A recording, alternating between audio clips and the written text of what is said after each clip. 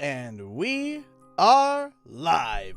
What's up, ladies and gentlemen? Canadian Guy here, and we are back with Epic Mickey Rebrushed. Give me a minute to finish getting set up here, and we shall jump right into it. Give me a second here. Do.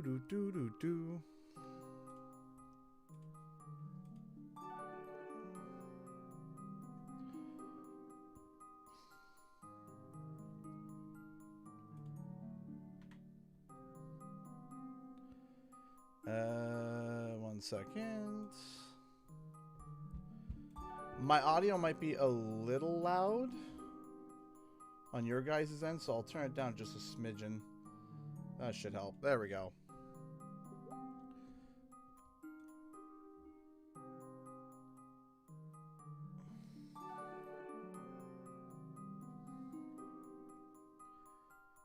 Get back to there.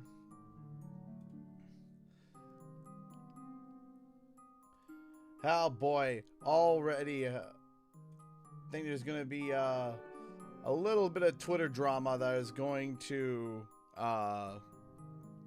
be some Twitter drama that's probably going to start winding up, which hopefully it doesn't, but it might. And I'm just going to roll my eyes at it because people are going to get angry no matter what. So that's just that's how it goes.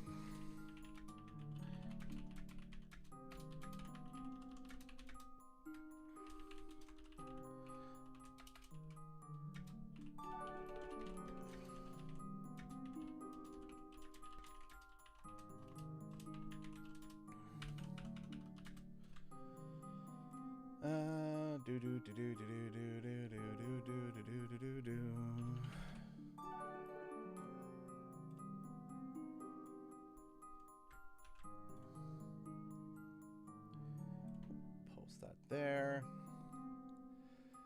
Because people are going to get mad because the lack of nuance, and, you know, Twitter can only have so many characters without there being a giant speech.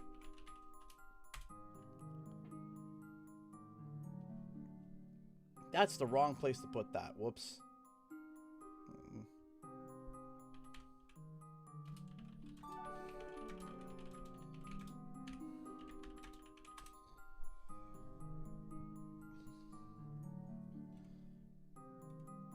Yeah, I just clocked now something that looks like it's about to stir, and I'm just rolling my eyes at it preemptively because it's going to be probably not going to mean much, to be honest, but I think a lot of people are just going to be getting silly about it.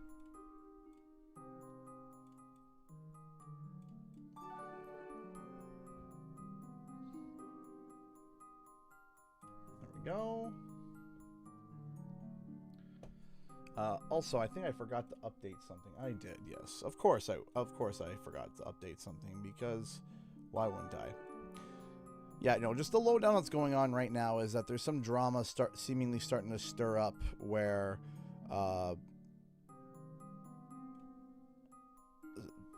essentially something happened over the weekend that was kind of crummy.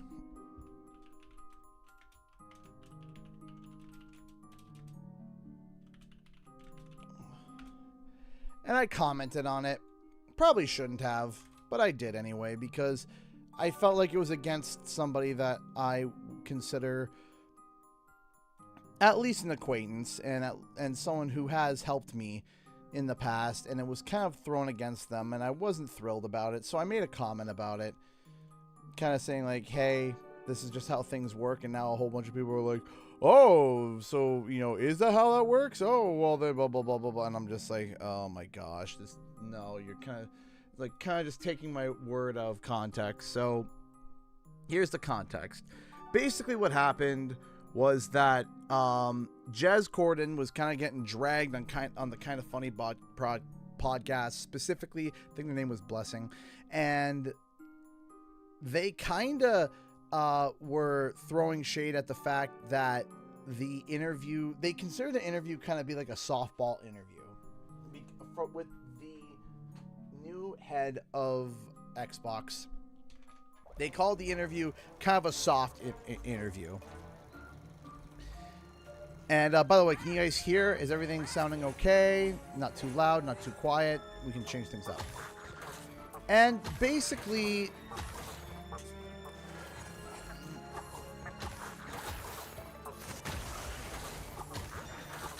oh, that's what we got. Get this off.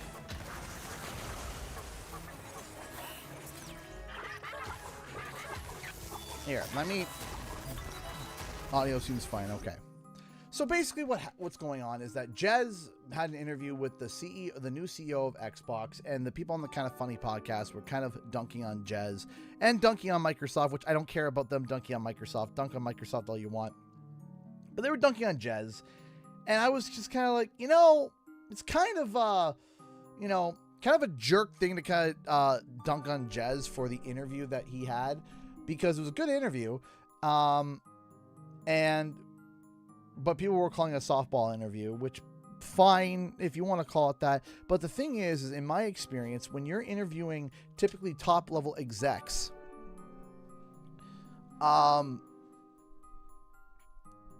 if you're interviewing someone who's typically a top level executive, typically your questions are vetted beforehand. You send the questions over and they look them over and just make sure that there's nothing that goes haywire. And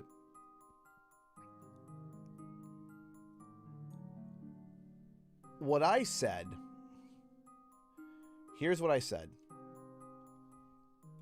The tweet that I said was, as someone who has done about a dozen interviews, seeing this makes me feel disappointed. When you get an interview like this, typically every question is vetted beforehand. You aren't allowed surprise gotchas out of the blue unless asked beforehand. That's how it works. Shrug emoji. And now people are like, oh, well then, you know, if that's the case, then every interview should be listed that all the questions were vetted beforehand. And, oh, is that how that works?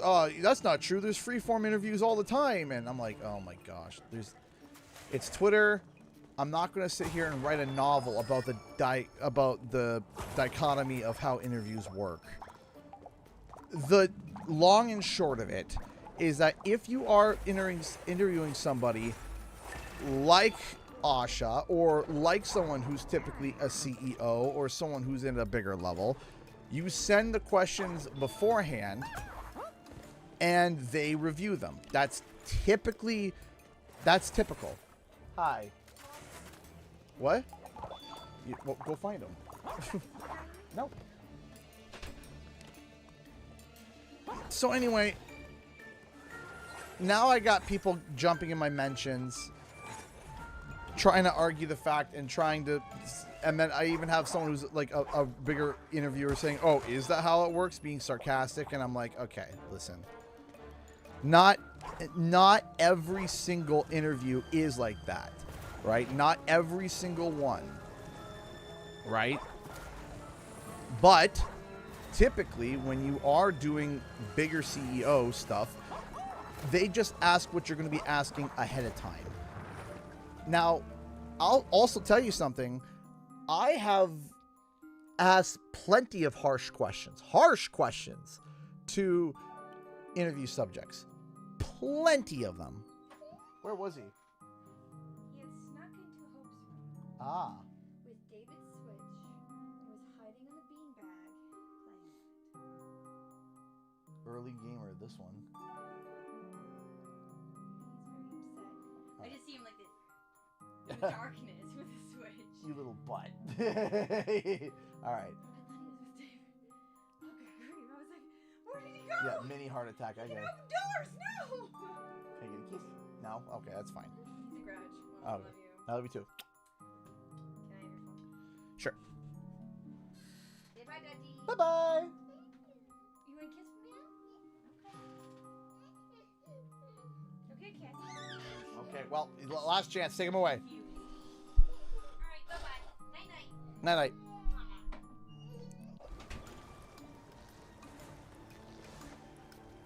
And of course, now I'm going to be responding to a bunch of people with gotcha questions, and they're not going to be reading the other questions.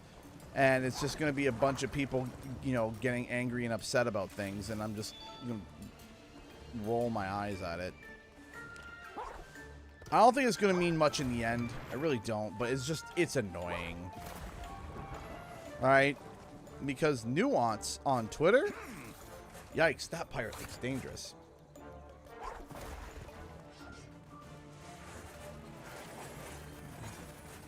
Will you not be my friend?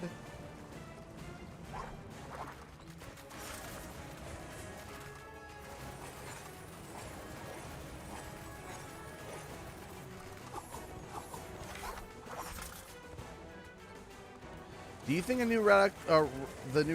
Yeah. So it's.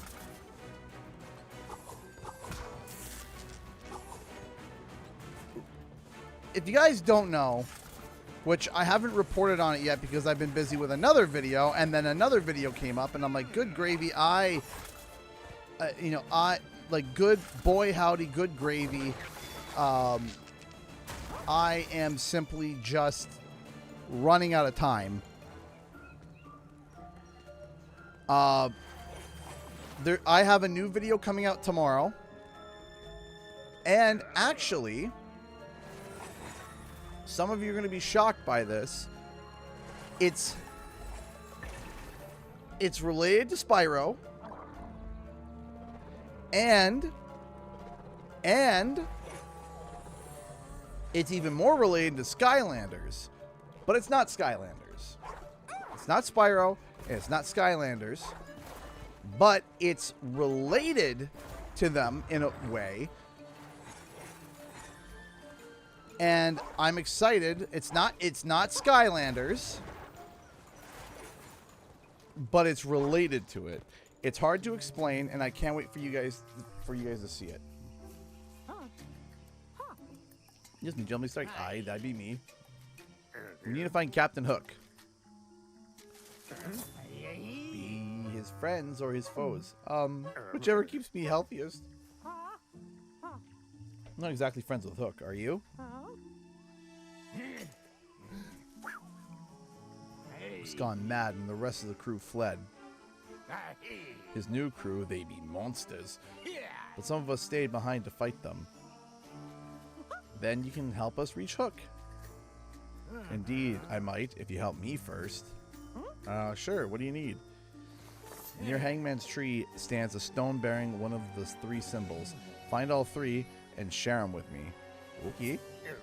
Then tell us about spiritual. Aye, but only when you scour the jungle for those symbols. Be wary, a feller in green tights is flitting about. If Hook sees him, I'll be there the devil to pay. Can't get the skull in without the password. If we find these symbols, will Starkey give it to us? Trust the pirate. What could go wrong? Sure. Question for you, CG. How do you get such a nice mustache? Thank you. Patience. A lot of patience. You gotta get through the awkward phase. Once you get through the awkward phase, then you gotta trim it ever so gently. Probably once a week, once every other week, depending on your growth. Trim off the dead ends, the stray dead ends, and leave it. But you just let it grow out. Let it grow. It took a while to get through the awkward phase, but once you get through the awkward phase, and then the hairs get used to being there in the first place, then you grow a mustache.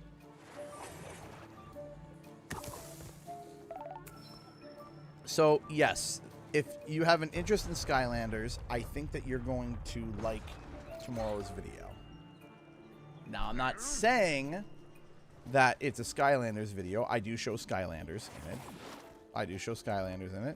But it's not necessarily a Skylanders video. It's hard to explain, but it will go live tomorrow. And I hope that you guys find it interesting and like it if you watch it.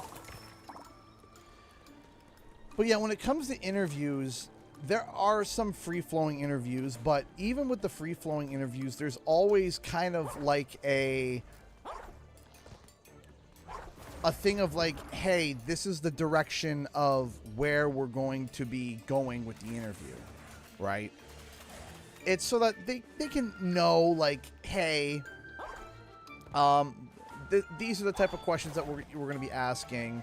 But also, it kind of prepares the subject, too, the person that is going to be being interviewed, so that they can know what the questions are and be able to kind of come up with a very strong, with a strong answer.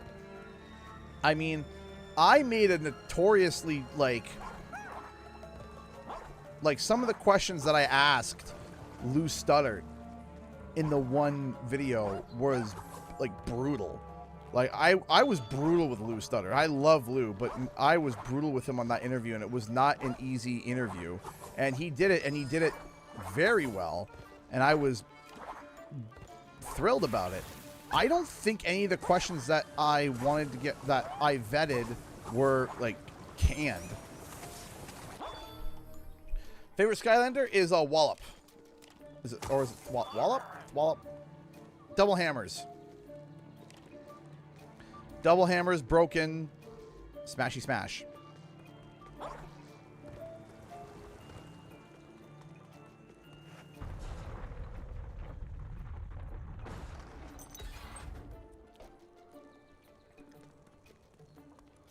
Wallop, thank you.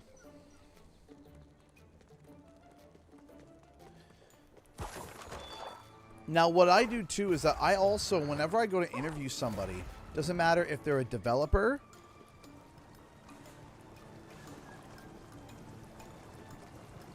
yeah, so Radical coming back, Wallop, thank you. There is a lot of implications with Radical coming back. There's a lot. First and foremost, is it possible that they could be working on a new Crash game? The answer is yes. Do I think they'll be leading a new Crash game? I don't know about leading a new Crash game, but definitely maybe supporting and or maybe even doing some HD remaster ports of the Crash of the Titans games. Is that possible? I do believe so. I do believe that is possible. I think at the moment they're going to be more likely running as a third-party support studio if they are doing anything, which means they potentially could be helping. Two symbols, but the part can help us find with the final one. And I do think that Radical coming back also, I think we can almost confirm one of the projects is Prototype. I think a Prototype remake, remaster, port, whatever, is coming back. Like, I'm not a gambling man. Oh, I got a time limit. Like, I'm not a gambling man. But if... okay, I don't even know what I'm supposed to be doing here. I'm not a gambling man, but if I was, I would bet that we're most likely going to be getting a Prototype. That we're going to get some kind of a Prototype comeback. Because if you guys remember, there was that leak where there was a whole bunch of new Prototype stuff added to, like, the core game files. And then nothing was said about it. And then there was some dev maps added. So, you know, I think that there's evidence to suggest that Prototype is definitely probably coming back. It's not certain. But also, too, one of the things that's wild is that this new Radical apparently has been in business, I think, since April 2025. Which is a little strange that it took us this long to find out about it. Which is what, like, either somehow they've been laying low, or April 2025 is when, like, by the paperwork they came back and were officially coming back, but didn't, like, officially announce it. I'm not so sure.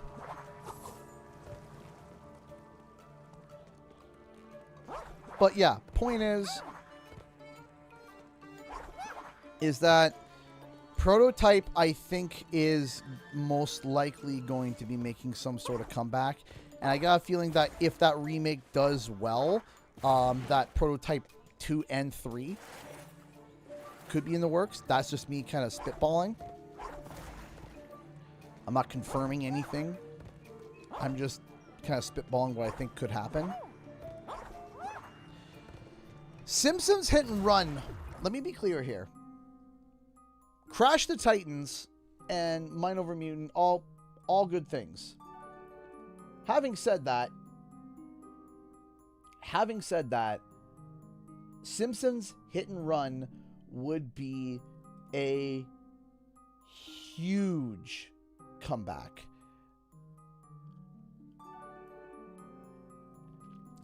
I don't know if I found any of Daisy's parts yet. Still looking. But Hit and Run would be... Did I find one? A Hit and Run comeback would be gigantic. And I don't know if I'm willing to, because looking at the evidence, it kind of does look like that there might be something coming back. Like, looking at the way that they have the art set up, and we were looking at the terms of service and all the other stuff in between, and the way that the waves are trending, the way that the things are trending towards, it would seem like a Hit and Run there's strong evidence for it. And I hope that there is. I hope that there is something.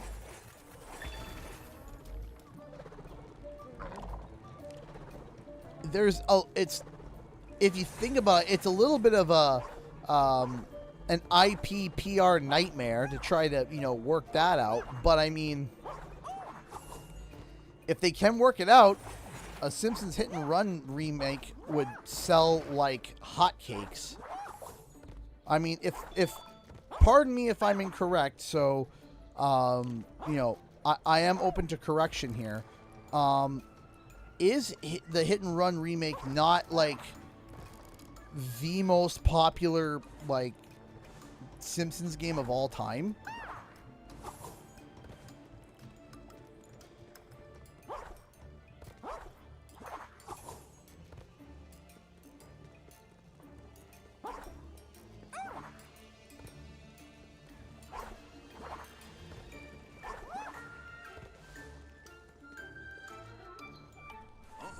Sword and baddies overcome in a matter of minutes. All three symbols. I'll set you on the path of the sky on and give you treasure that will make any pirate's cheeks turn red. Ooh. Hey! Thank you so much, Speedy Springtrap, for the $1 Streamlabs donation. Finding gem eyes and fill lamps lead to a secret treasure in this level, and keep up the good coverage, CGE. Thank you so much. I appreciate that. I'm trying. Hopefully next week will be the Crash Bandicoot video. And by the way, first donation to the stream. Thank you so much, Speedy. Next week will hopefully be the follow-up to the Crash Bandicoot video. And then if I have time, I'll do the follow-up to the Spyro video. The Spyro video isn't as urgent at the moment because, again,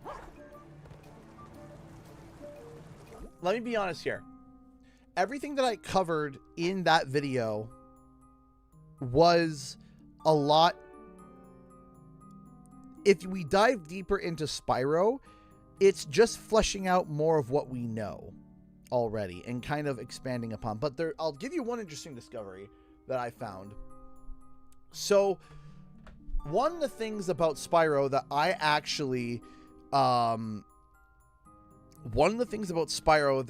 if you guys remember correctly, when I made my report, hi, Z64X. If you guys remember correctly, I had said that the timing of when it started was between December and January, maybe even February, and I couldn't quite get like a lock on it. I wasn't 100% sure. So I just said January 2024 was the start, just to kind of ballpark it, because it was like the average of where I was hearing was, oh yeah, I heard they started in December, or no, I heard it was full speed in February. Oh, I heard it was January. I heard, so I was like, okay, so we're getting kind of a 3-month, you know, area. So I'm just going to hit dead center in the middle and, you know, kind of just hedge the bet that way. But I found some stuff to indicate that Spyro 4, or whatever it's called, was prototyped in November, December, and then the approval for the project was in January.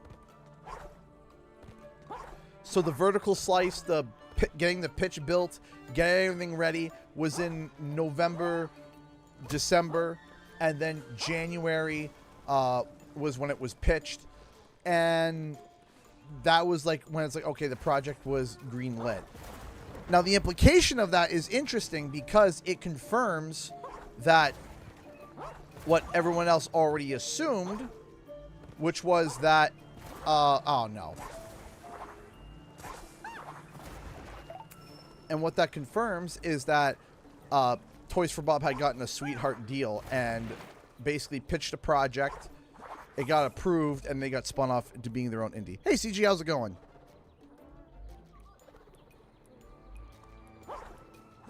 On the Jak and Daxter remake.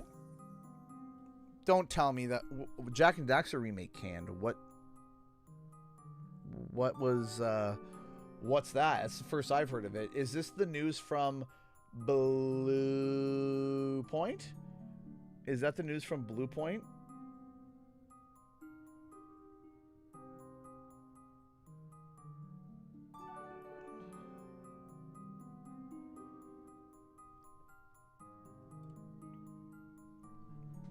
Because anything that you, there was a report that came out from somebody who allegedly isn't the most reliable,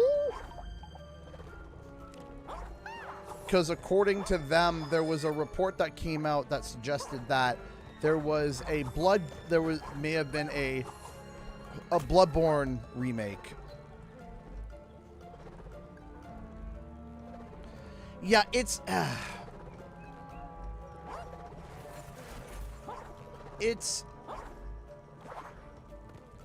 right now it's kind of a bit of a it's a bit of a poop show. And the reason why it's a bit of a, okay, so hold on a second. The reason why it's a bit of a poop show is because the person who leaked it allegedly is someone who isn't so reliable. Yes, please send the tweet if you could. Because other people are saying,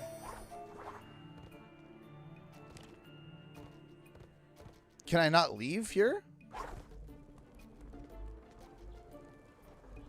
Oh, I thought that this just brought me to a new area. I didn't know. Okay, whoops. But as I was saying, I've got a feeling I'm going to have to... I got a feeling that I'm going to need to go... Oh, wait. Lamps.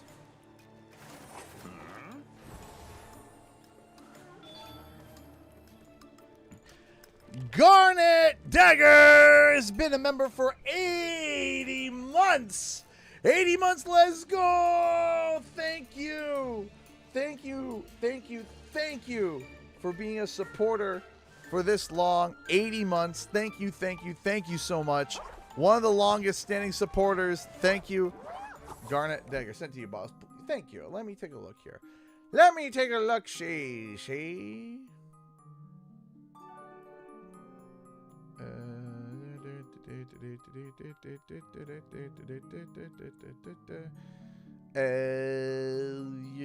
I got distracted and then yeah so I read this and then heard, okay, so let me put this on mute for a moment. Here is the tweet. Now I'm gonna read this tweet and I want you guys to know and understand.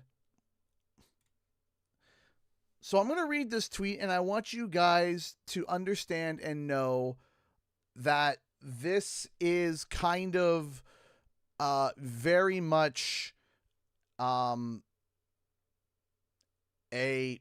like work in progress, not quite. I don't know why this is Detective Seeds and now it's changed to Green Zone Bites. I don't know what's going on there. But if you already see at the community notes, you can see here this person has shown any evidence. Okay, the information keeps contradicting within each post. Is known for making up rumors and reports and gaining social media interactions. He's been wrong and debunked so many times that he has been banned as a source from the subreddit for our gaming leaks and rumors. And if you go and look, yeah, so here you go. You have very reliable sources, generally reliable. So there is like literally a list of sources here that people use for gaming leaks and rumors, and unreliable, pretty much clickbait, unproven, and then removed for now, and then banned, outright banned from being able to post. Like, if anyone posts anything, you have, this is a section for banned leakers who are no longer allowed to be cited as a source on the sub, right? Detective Seeds is number 1, followed by Colt Eastwood, Robert Serrano. I can definitely vouch for that. Foxy Games, Zippo, Marco Maro, and Jez Corden's X/Twitter, which I don't know why, because Jez Corden's X/Twitter, but if you scroll up here, you can actually find Windows Central is up here for generally reliable. So that's the only thing I'm kind of like confused about. I don't understand why Windows Central is tier 2, but Detective Seeds, but Jez Corden's X/Twitter. Maybe because Jez tweets a lot of sarcastic things and a lot of people take it as literal. Anyway, point is, we'll go back here. Maybe. I don't know. I'm just spitballing.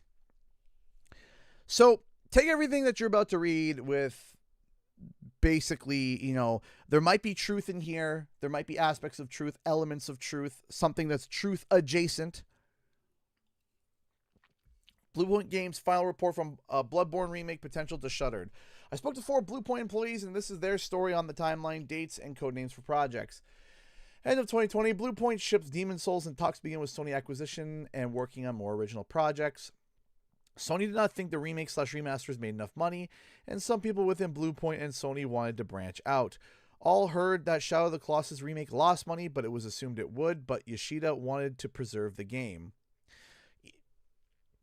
You know, the first thing I'm going to say about that is that typically I haven't heard too many people wanting to do a remake for a game knowing that they're going to lose money on it. I don't know. Something about that doesn't really make sense to me. Like, I don't know how they're like, yeah, let's remake the whole game. Oh, if you wanted to preserve it, why didn't you just do an HD port? Just do an HD port. It's cheaper. I mean, it doesn't pass the sniff test in my opinion, but hey, that's just me. Shadow of the Colossus remake biggest criticism was the new face on the main character. However, Funmo Ueda wanted it to look that way and designed it. Okay, sure. There were conversations about doing add-on content to the remakes to help with funding into original content and grow design department. Okay. It was assumed in the studio that Bluepoint would be remaking Bloodborne after Demon's Souls. Bluepoint had a design department of 1 to 2 people, but was not sufficient for a full project. So that doesn't really make sense either, in my opinion, but hey, what do I know? 2021, quote, in early 2021, after Demon's Souls, studio staff assumed they would work on Bloodborne. You know what happens when you assume?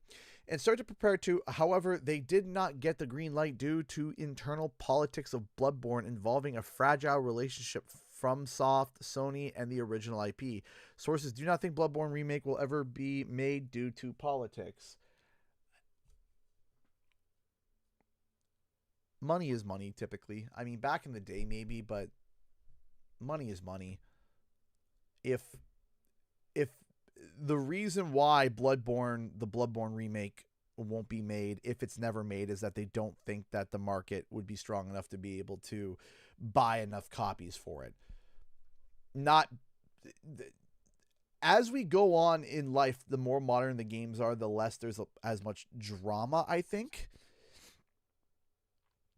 So I don't know. I might be wrong. Bloodborne was pulled from the table and BP had no project. BP was assigned, when I say BP, I mean Bluepoint, was assigned to help with Ragnarok support due to SMS needing some help and combo of other factors. I mean, that's typical for Sony studios to all kind of come together and work on things when there's stuff in between. That happens. Look at Sony XDev. I think it's XDev. Is it XDev? X Studio XDev. I can't remember what it's called. But they're kind of like a shadow puppeteer studio in the background that does support for almost every single PlayStation game. So, and you barely hear about them.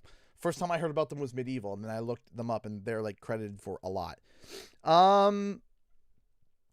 BP was not allowed to make a game with Kratos as SMS. Sony did not trust BP with it, and that would be too expensive. September 30th, 2021, Bluepoint is bought by Sony. BP is acquired and tasked with coming up with an original project in the God of War universe, which doesn't make... So wait, hold on. Sorry, let me rewind a little bit. I skipped the line here. Jim Ryan was pushing live service hard. Yes, that is true. I can confirm from my sources that that's true. And I don't think that and I think other people confirmed it with their sources. I think anybody that has any sources had heard about this. This is not new. This is not new. So yeah, we can agree with that. And Sony had a desire to explore making God of War into Assassin's Creed style franchise. Right. That doesn't pass a sniff test, especially since God of War 4 and 5 absolutely killed it.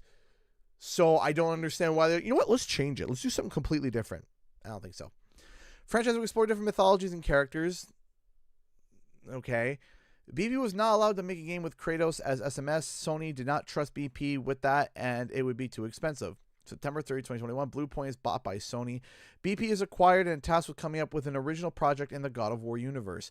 So they can't touch Kratos, but they want them to make something in the God of War universe. Okay. The catch was that they needed to stretch the content, but Bluepoint employees did not know at the time it was a live service game. That doesn't make sense. How would you not know it's a live service game? Isn't typically most projects when they start, there's an intention. It's not like, there's a secret trap. Oh, by the way, it's a live service game. Haha, zing. It might be unclear. That's something. It's like it could be unclear. Like they knew it was going to be a multiplayer game, but they weren't sure what the model was going to be. That makes sense. But to turn around and be like, oh, So anyway, they stated a gamble was made They stated a gamble was made by convincing Sony to buy us instead of us looking for funding elsewhere. What does that even mean? After the acquisition, there was a culture change within Bluepoint. What does that...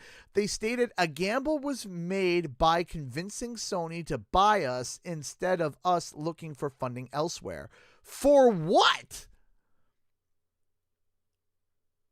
Why was that a gamble? Was that a gamble for you?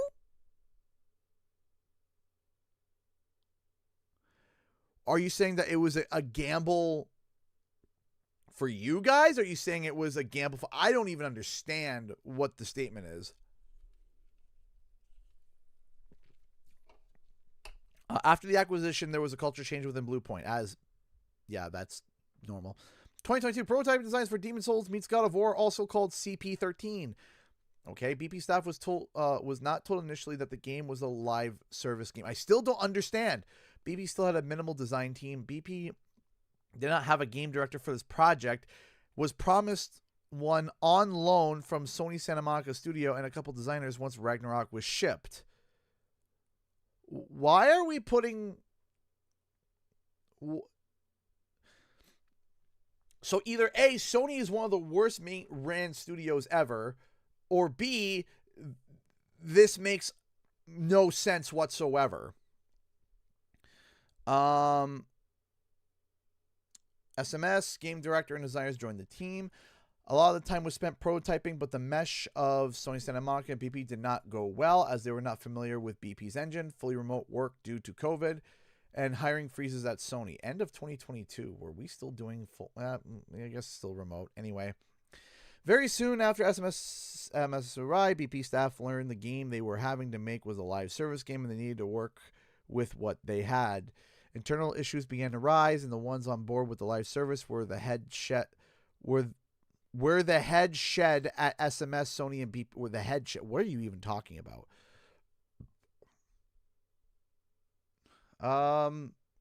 It was unclear whether BP leadership believed in the project or just doing their best to salvage morale.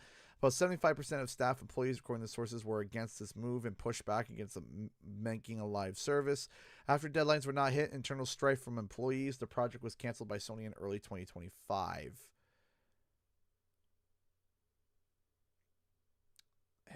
Okay.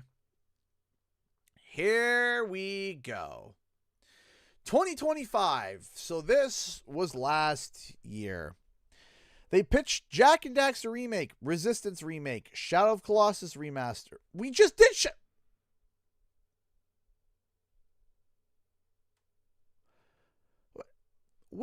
what? Shadow of Colossus remaster. We bring game to PS5. Okay, so they were going to bring the PS4 remake to PS5. That's very much not clear. That was not with clarity at all. That was very much with no.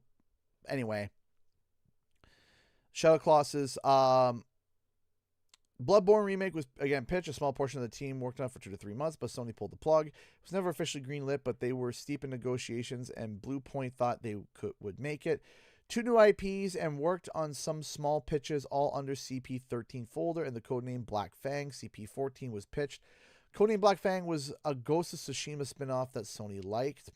Sony gave Bluepoint 5 to 6 months to prototype it until the end of March 2026 to prove that it could make it. Oh wow, it's February. Employees felt it was going okay, even though it was never officially greenlit, and were on track to hit deadline. Employees found out on February 19th that they were being shut down. Project Black Fang is canceled. Studio last day is March 2nd, 2026. It's worth noting that Bluepoint did use contractors. However, majority of the people stayed at the studio from Shadow until shuttering. But 40 employees have been there the entire time, and the rest being contractors. This obviously has fluctuated with retirements, deaths, and turnovers.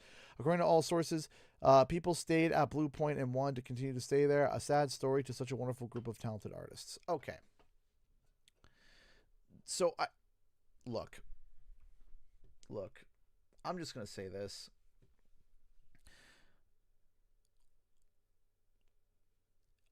All of this,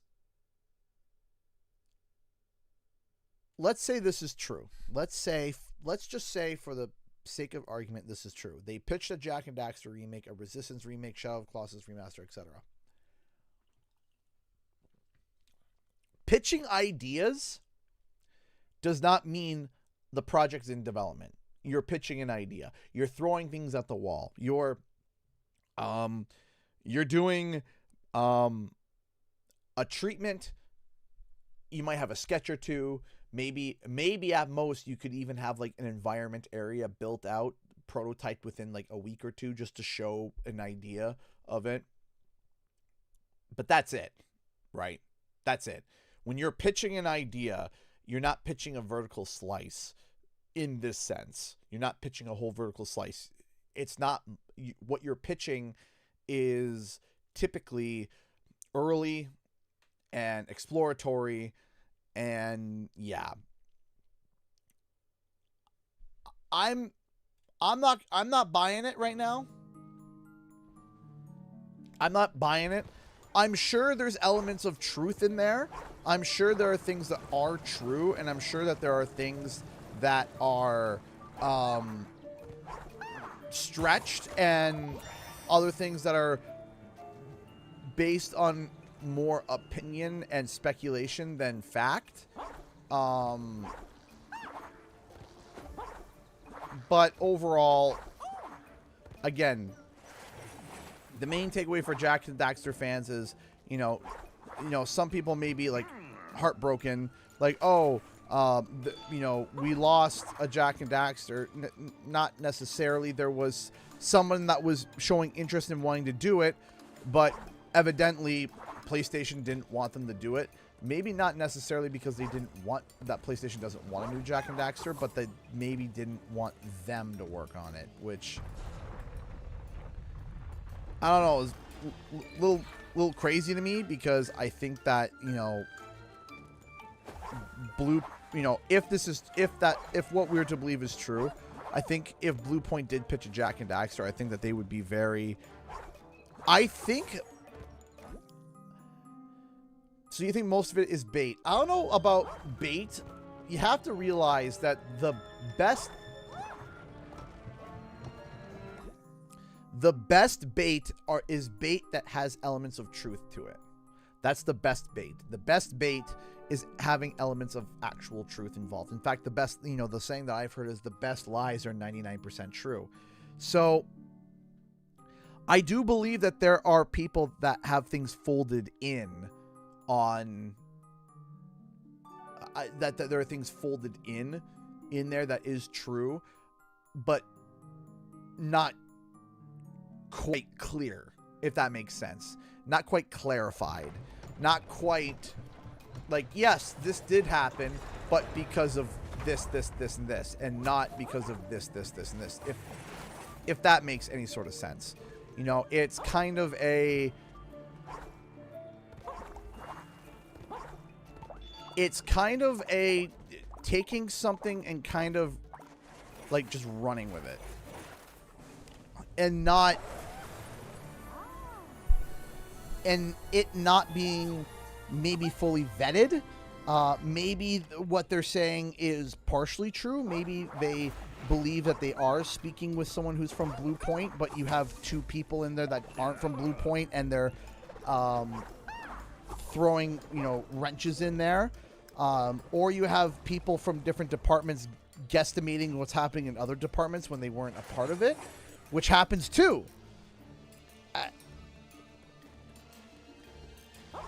It's hard. It's hard. I'm taking it overall, though, as bunk.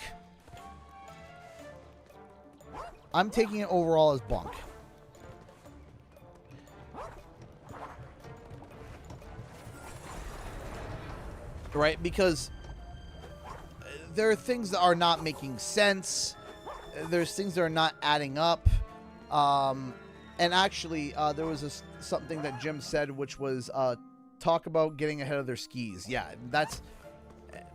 I'm getting that vibe, too. I'm getting that vibe of just, like, none of this is making sense. None of this seems to be working. This all seems like absolute chaos. Do I have to drop maybe a TV to slow down? No. Or a clock to slow down time? Is that what I have to do?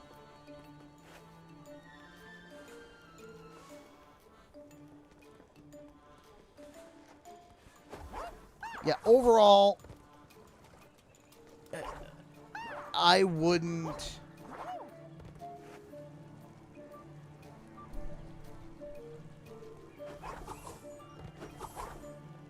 When is... today? Today? What? Today's... oh, wait. You're ahead of me in the time zone. I was like, wait, huh? That's right. It's Pokemon Day.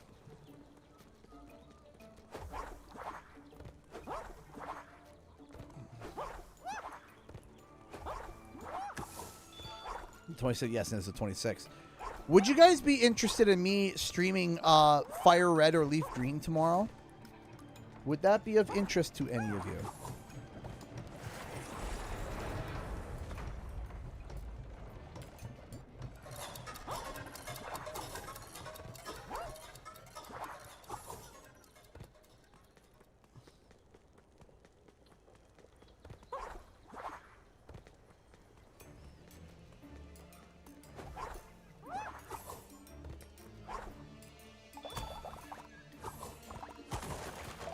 Okay. Well, what am I missing here? Because I got over to here.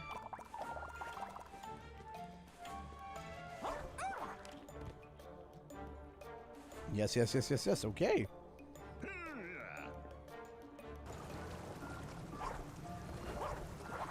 It has been years since I played Fire Red.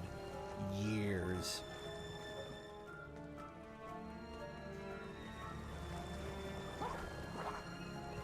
Is there something way over to here, maybe?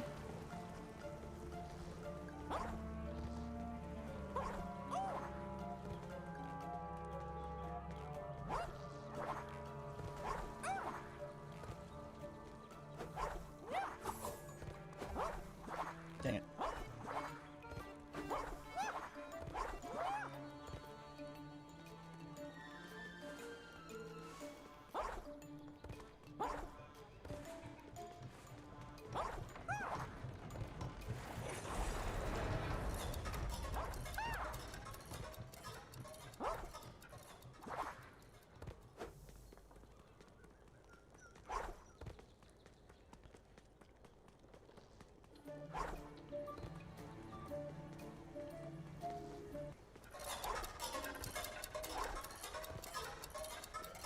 Okay. What am I missing here? Because I feel like I know I'm missing something. Like, I know I'm... Like, is there something with the river here that I am not getting?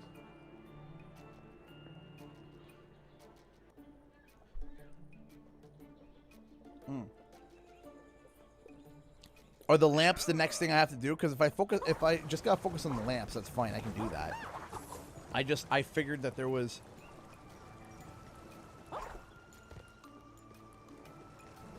Right. Okay, so can I go talk with him, or is he just stuck behind? Yeah,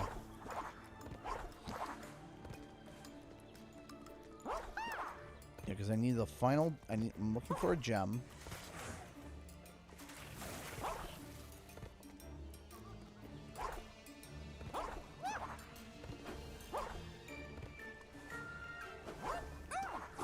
Looking for a gem, looking for a gem. And I'm looking for lanterns. Just out of curiosity, how many lanterns are there on the level? Because I got one so far. Is it like 3? Oh, there's another one there.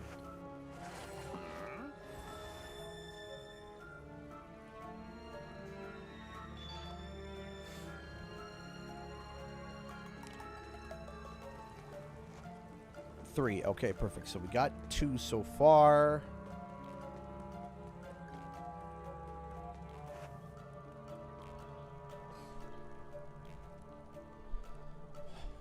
Yeah, when it comes to Radical, like I said, Radical is... I'm going to try to reach out to Radical and see if maybe someone's willing to do an interview, or if someone wants to answer some questions.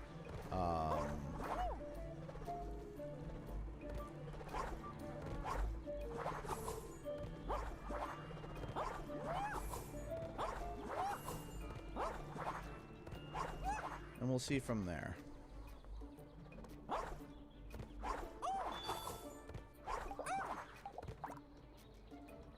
Okay.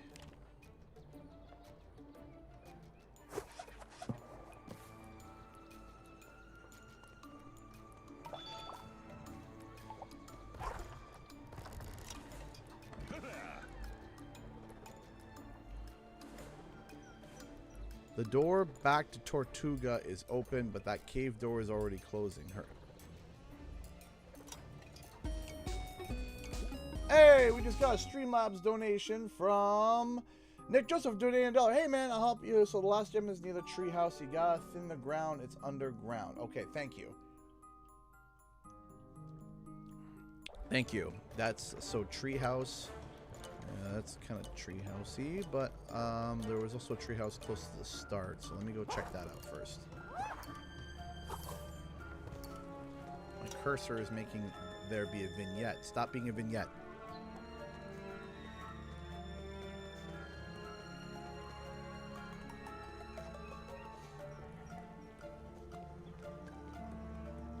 Unless that is the treehouse.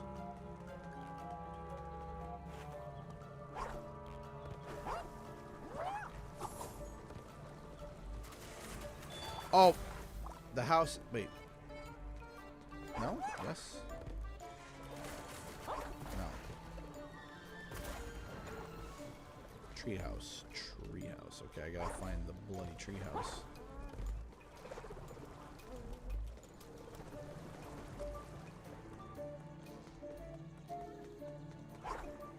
There's a lamp there that I already filled.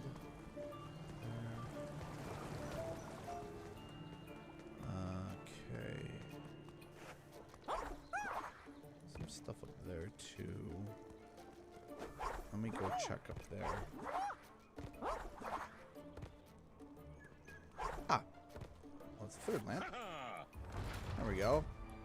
I've opened a hidden door. Perfect. Okay. By the way, Nick Joseph, thank you so much for the $1. I do very much appreciate that. Thank you. Thank you so much. Thank you, thank you, thank you. You're right, Spot. Sorry, I call it the treehouse. It's right behind. Gotcha. Okay. Yeah, because I'm thinking, like, because you're not wrong. It's a house that's a tree, but then there's a tree in a house that's a tree house, right? Thank you for the $1. I was thinking, I was like, is it?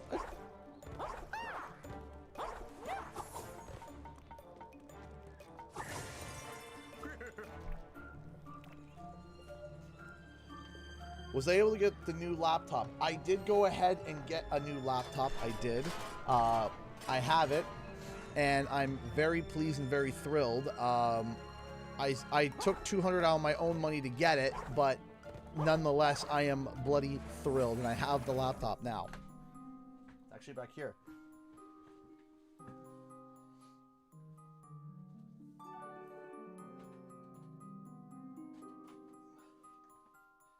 I had to dip a little bit into my own funds to get it, but not as much as, but I still needed your guys' support to even get remotely close, and you guys did it. And it's the Asus, I believe it's the tough, either A16 or A15. I can't remember. It's the A16.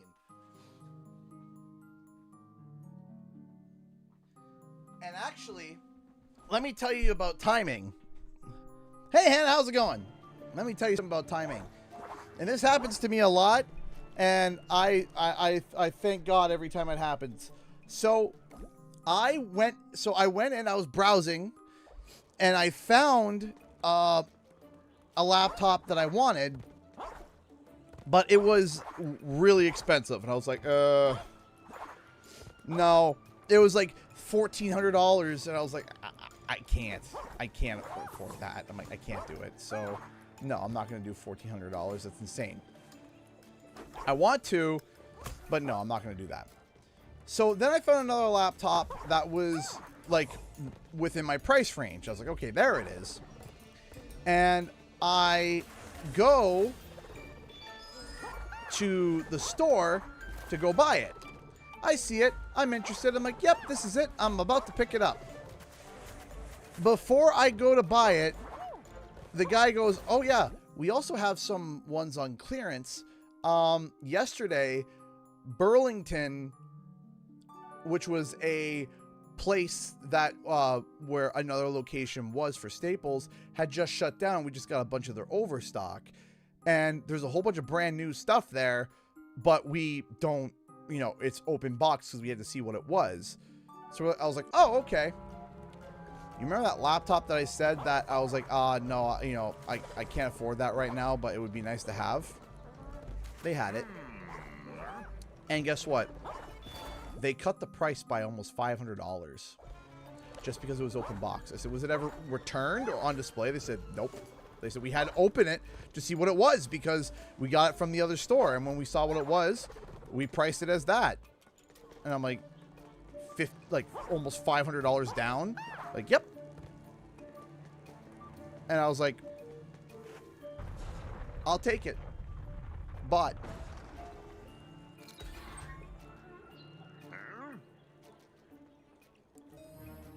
bloody thrilled.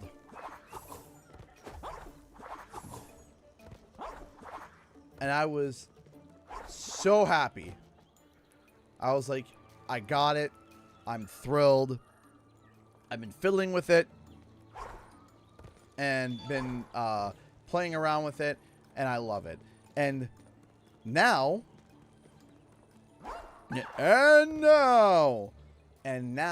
I'm going to be able to do the panel, which, oh, by the by, if you guys go to the PAX East website and you type in Spyro, you're going to find From Pete to Spyro, the legacy of Spyro the Dragon. From his humble origins as Pete to his reignited glory, Spyro has seen it all. Hosted by Canadian Guy A, this panel explores the highs and lows of the franchise. We'll dissect the technical marvels of the classic era, the identity crisis of the mid-2000s, and the triumphant return that proves Spyro is here to stay. Join us for a celebration of Spyro's legacy and a discussion on what the future holds for the Purple Dragon.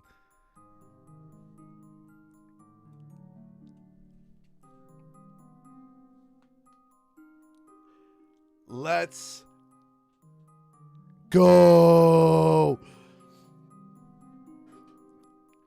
So if anybody is going to be at PAX East, they shifted my time. I was originally at 12, now I'm 12:30, which that's fine. Fine. Half an hour. 12:30 to 1:30. And I am excited. Now, I was told that it can be recorded, so I'm going to ask for the recording so that I can actually post it afterwards on the channel. But of course, if my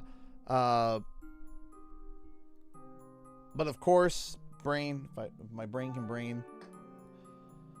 But of course, if you guys are going to be there, I'll try to do like a little meet and greet afterwards to say hi. And I am excited. I am so bloody excited. And I am so nervous. So I got the laptop. And then I got confirmation of my PAX panel today. The timing and everything. And I'm just like, ha! Ha! Okay, so which way am I supposed to go? Do I go in here or do I go the other way? What, like, I don't know. I'm getting confused. Do I take this route or do I take the other route? Do I take this route or do I take the other route? What route? Which way do I go?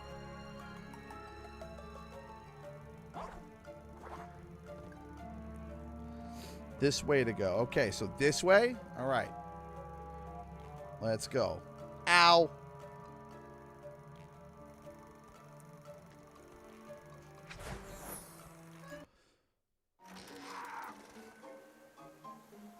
Otherwise, basically a thinner route. Well, I do declare, I am not no thinner.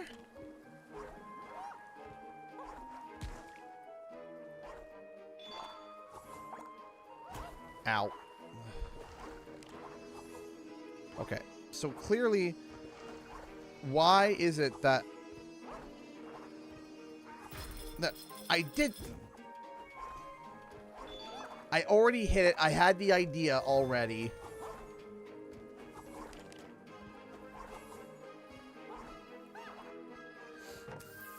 We're bringing the good bazooka noises. Yay!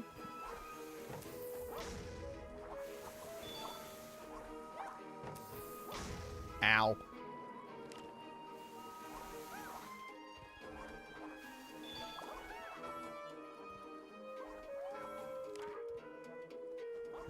Get over it, Mr. Pelican.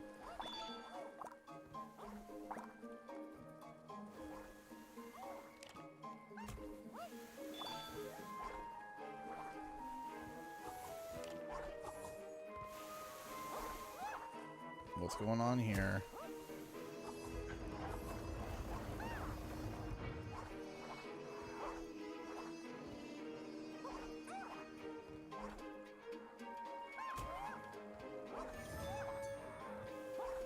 There we go.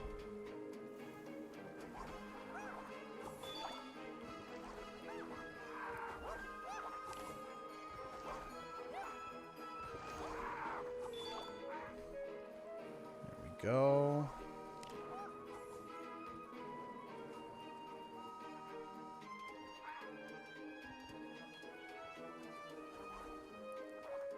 Woo!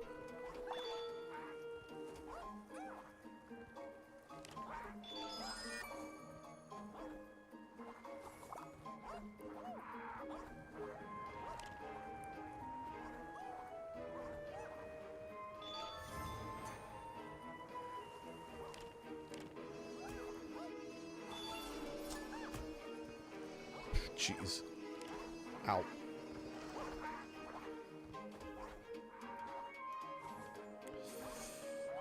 Okay, I don't want a game over.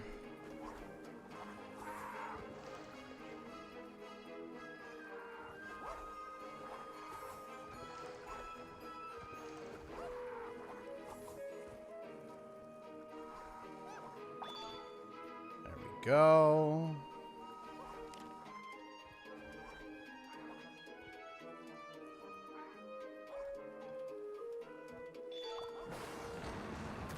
Oh, hello there.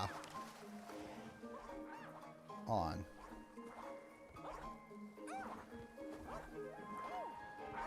Have you ever seen the back end of a whale? No? Would you like to? Hang on.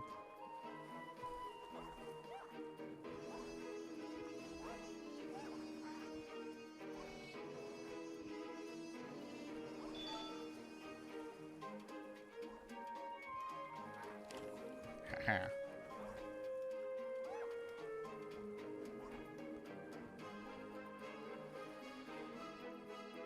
Portugal, let's go!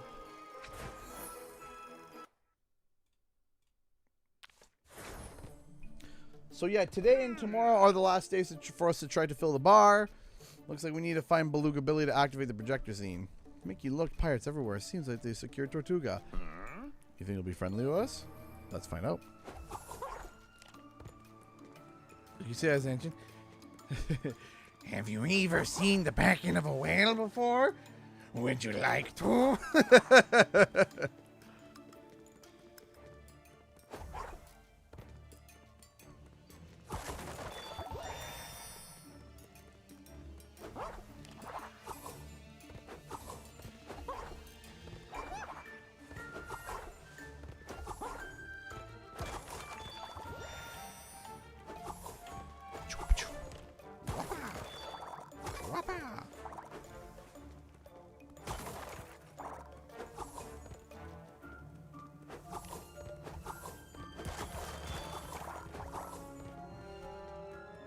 Hello. Rallied the past, taken the spatter menace, and pushed the Beetleworks down to the docks. Make you do yourself as someone to be reckoned with. I'm making you an honorary pirate. Take this, and any pirate will know you've earned it. Ooh. Pirate Hero Pin. Consider the skull gate open for you and your gremlin friend. Yay! Let's go. Oh,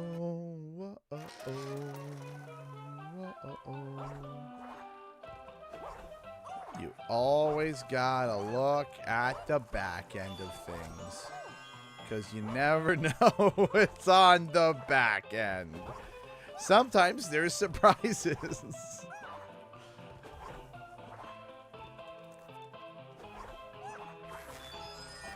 Up, and away. I don't like the spatter. Ah, there's water there? That's a hazard?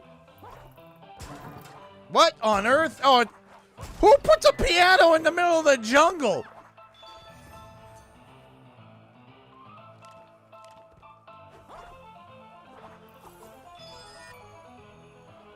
Like, good grief.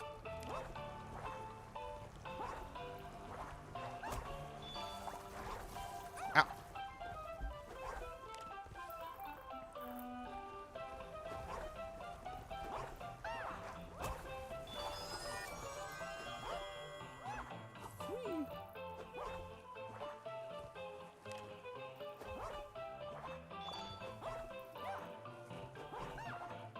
No! Ow! Ah! Ah! Oh, come on. I can almost get back up there. I'm assuming the spider is not friendly. You know, something just tells me not to trust that spider face.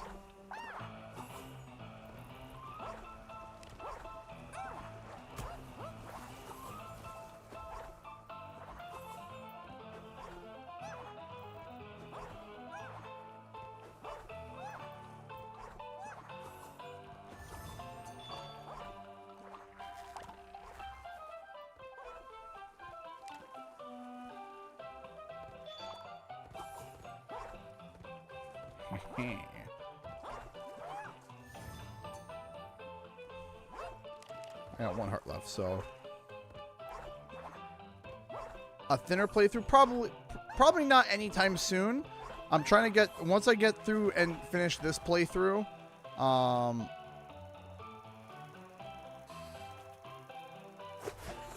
you know, if there's a big outcry for it, because every single one of these streams is getting hit with like takedowns. So like as soon as it goes live, it makes donuts for me. So I'm like, okay, well, I'm this far. I'm gonna see if I can at least try to finish it.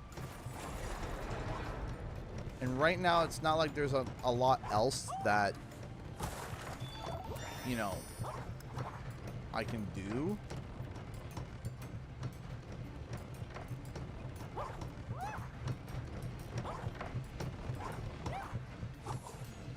But yeah, here, let me show you. Real quick. Hold on. Actually, let me show you this, and then I do have to go to the bathroom.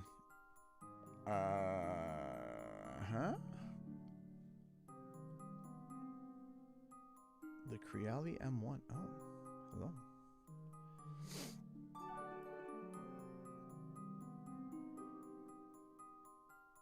Hang on. Do, and then do. And then do.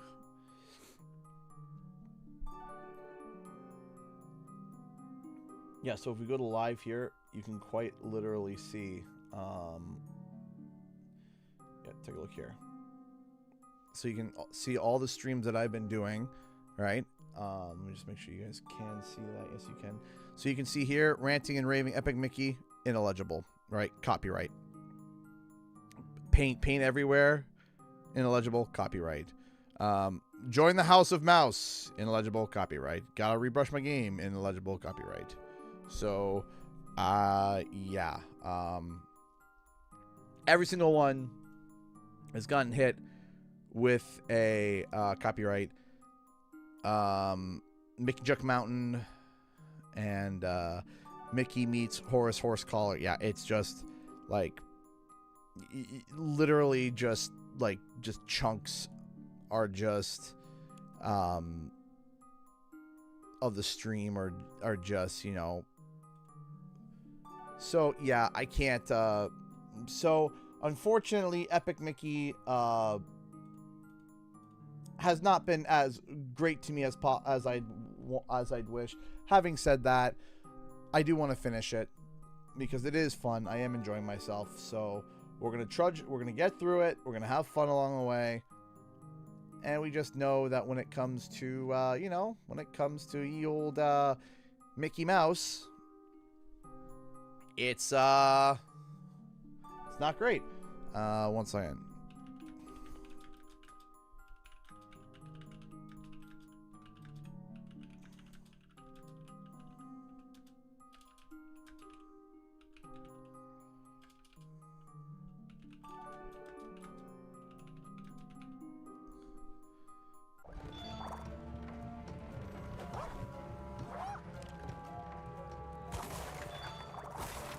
Okay, let me see here. Oh, everything's on fire.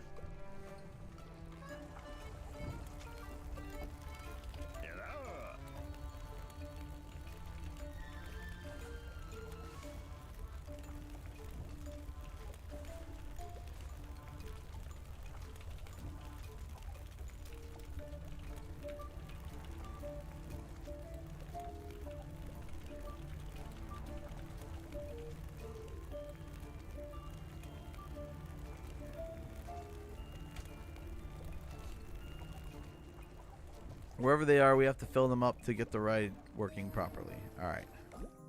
All right. So, I'm going to take just a quick break.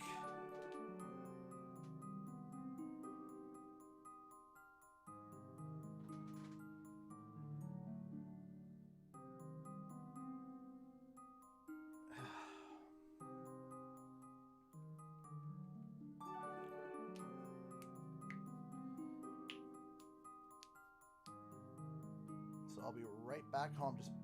Just stretching my bones here.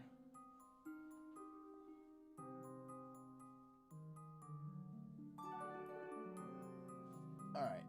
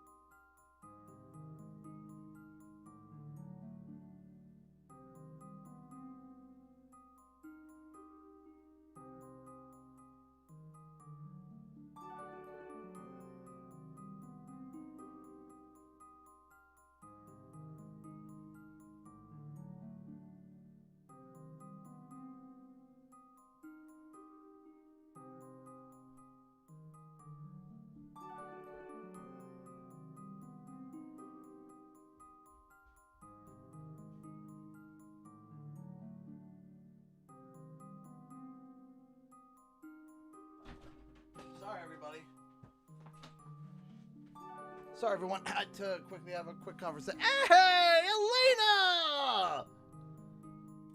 Oh, that is incredible. And Sean! Oh, we got 2 donations!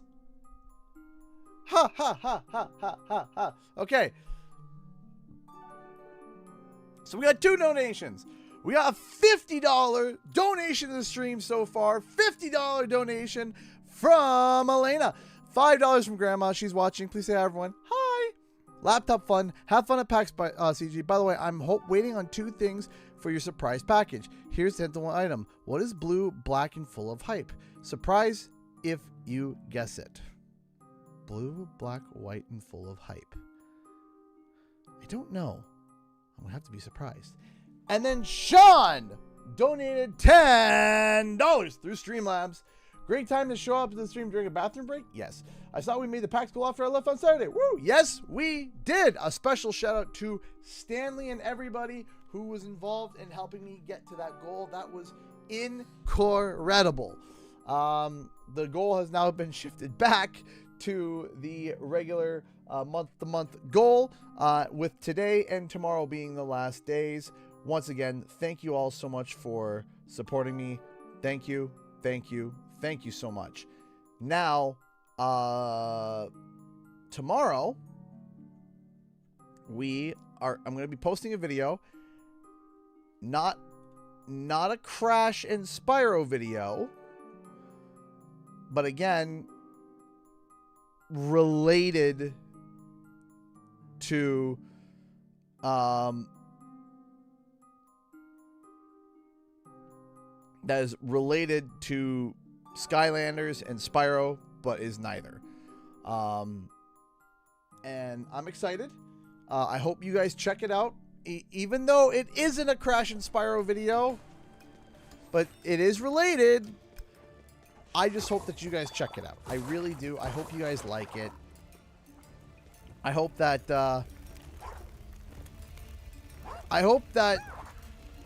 people see something that isn't Crash or Spyro related from me and gives it a chance.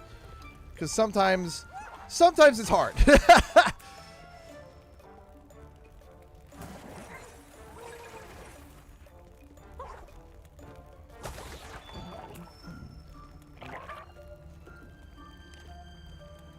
Give me a second here. Let me give my thing a reset here because it's being a bit of a butt. I don't know why it's being such a butt, but it's being a butt.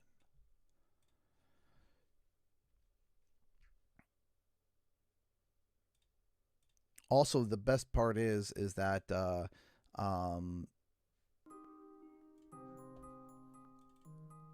game that I'm talking about, you'll be able to, in fact, try as well. So.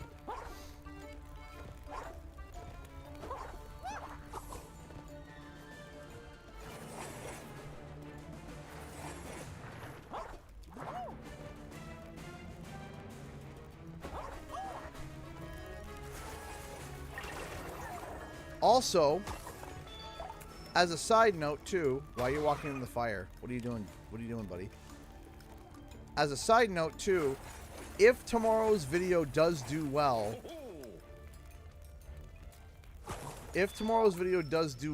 there is some, I don't want to say interesting implications, but let's just say that there's some people watching, probably going to watch tomorrow's video, and if it does well, I think it would overall be beneficial for me, for the channel, and for everyone involved.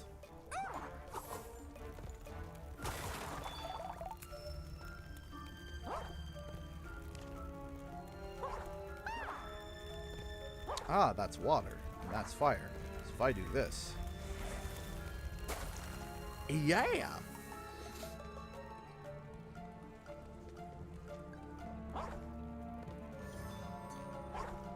So the video is already scheduled. If it doesn't show up in your browse,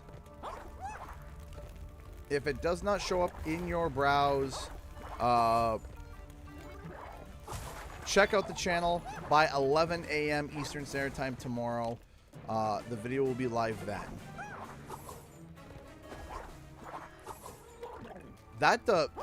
that background noise, that boop, boop, boop, boop, boop, boop, I don't know why it sounds like the start of my donation alert, and I keep like my heart being like, oh, donation. It's like, oh wait, no, it's not a donation. It's just the song.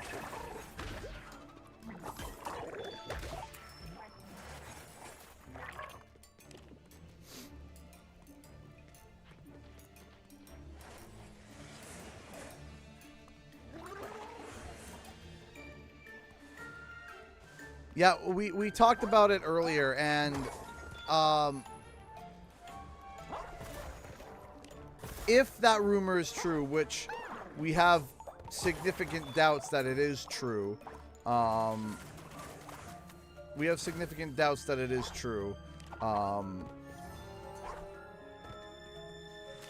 if it's true,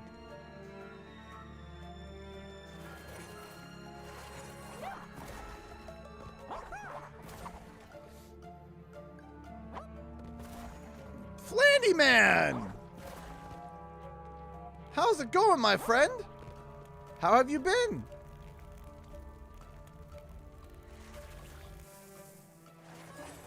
Aha.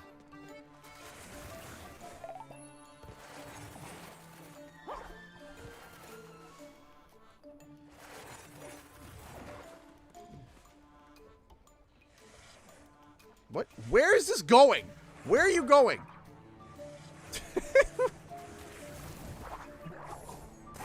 Ow. Ah, ha.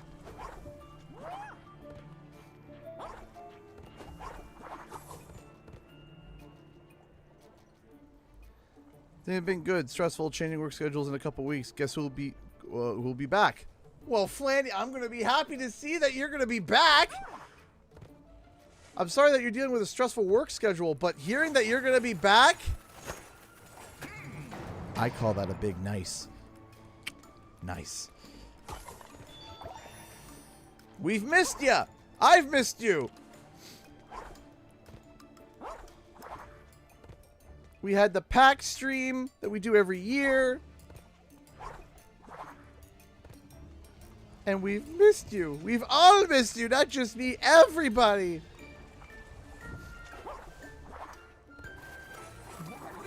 Everyone has missed you, Flandy. And we're so grateful to have you here. And that you're going to be coming back. Ow. I think that has gotten me almost every single time. Nearly every time that has gotten me. Moving this weekend, new job week after, everything is moving so quick. That typically is what happens. It typically all just happens in one big swell. It's never like, oh, we're going to do this, and then we're going to do this, and then we're going to do this. No, it's like, hey, buddy, everything all at once. Sleep? Nah, stress is what you eat today and all days. And you're like, great, thanks. Do I get to sleep? No. Okay.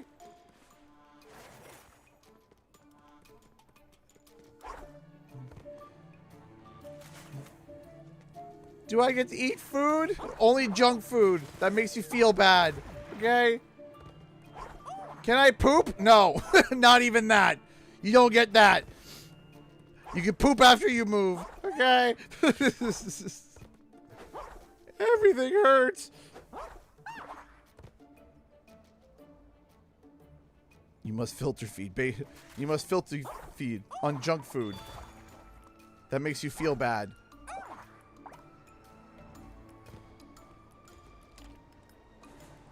And yeah, it's the only thing that you can, the only thing that you want to eat.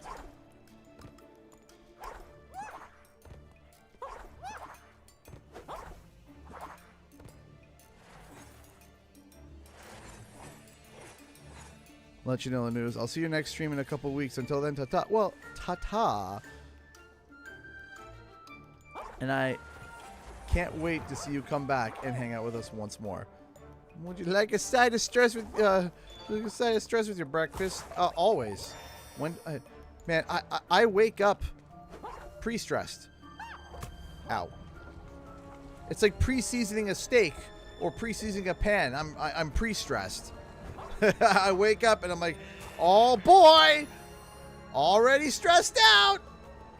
Jakob donated $1 to Super Chat. Thank you so much, Jakob. I appreciate that. Thank you so much.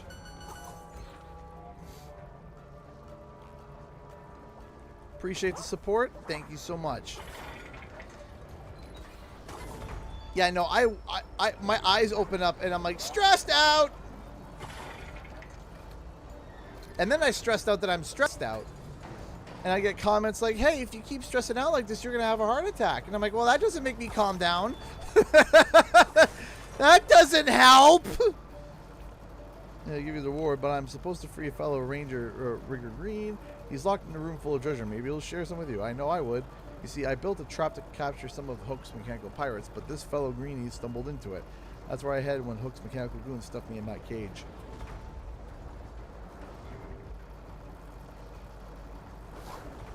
It's like if you keep stressing out, you're gonna have an early heart attack. Well, gee, that doesn't make me feel any calmer.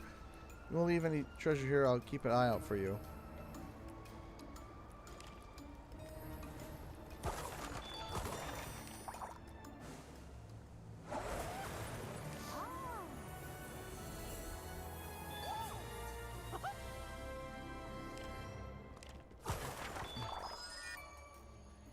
You got to sleep when you're stressed? Yeah. You see, I'm the type of person that goes until you collapse type of. Being stressed about being stressed is so real. Right? They tell you, hey, if you keep stressing out, you're going to have a heart attack. Well, great. Now that just stresses me out. That doesn't help.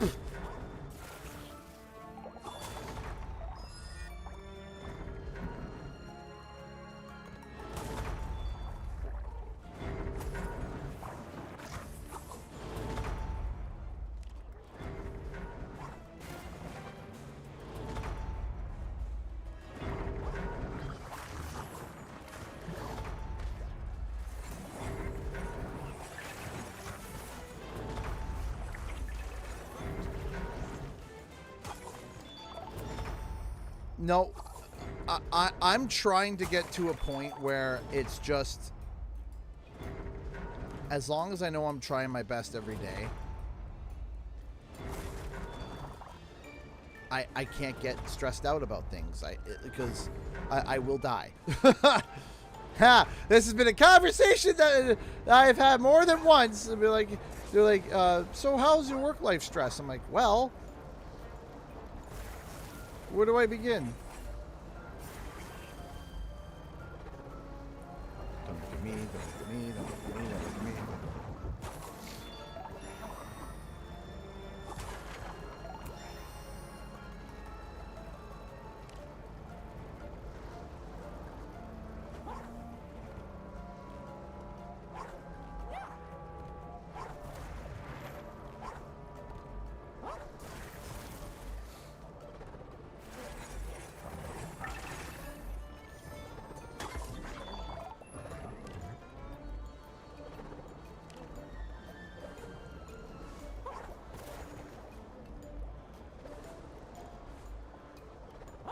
It's getting to the point now where it's like, man, if I keep thinking about how much things stress me out, it's just stressing me out more. Like, you know,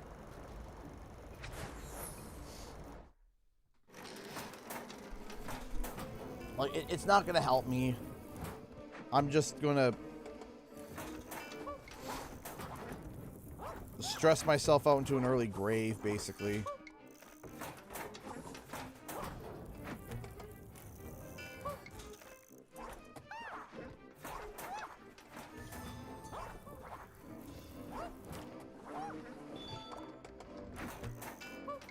What game that stressed you out the most? In terms of it's not even like playing the games that are stressing me out. It's more like the coverage and stuff.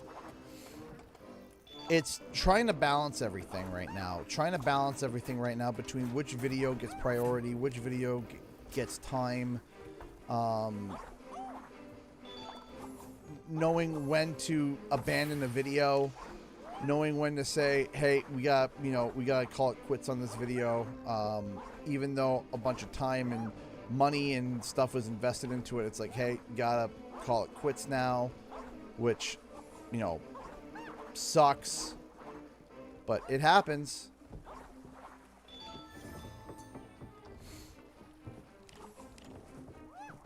Ow.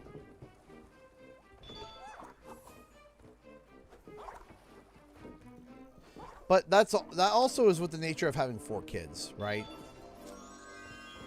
Having 4 kids and trying to balance it all. It's not the easiest thing in the world, let me tell you what.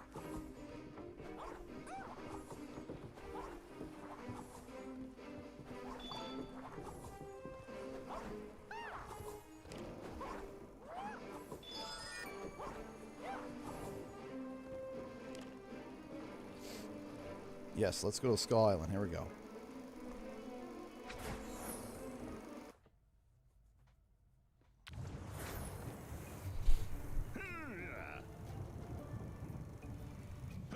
The boat bears a red flag and we can use it to reach hook.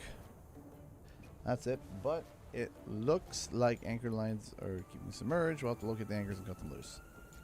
That's the machine that turns pirates into mechanical beasts. Alright. Let's get going.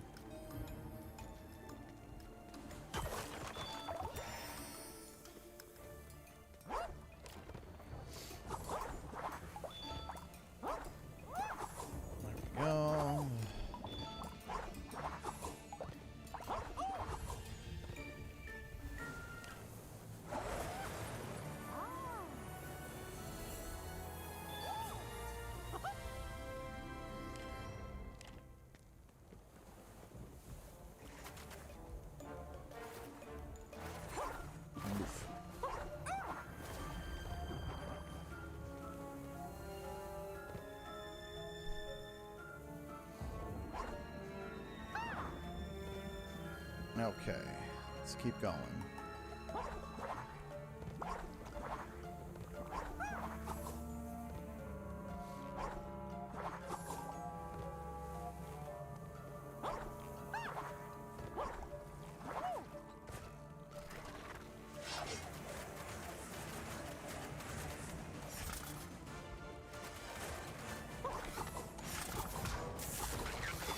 There we go. Down he goes.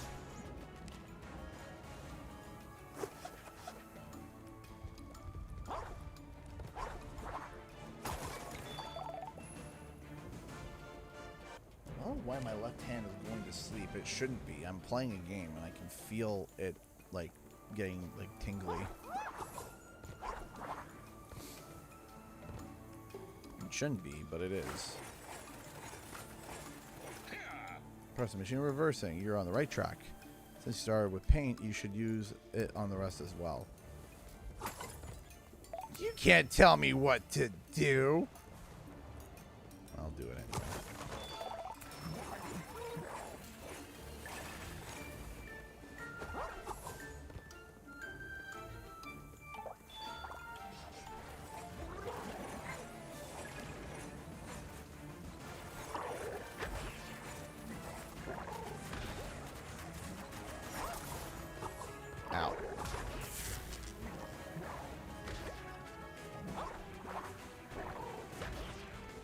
Get him!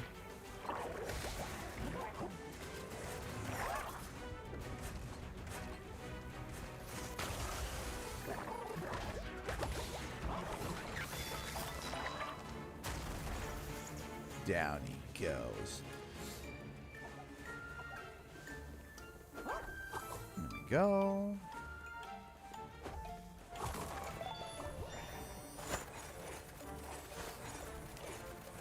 What is that? That was weird.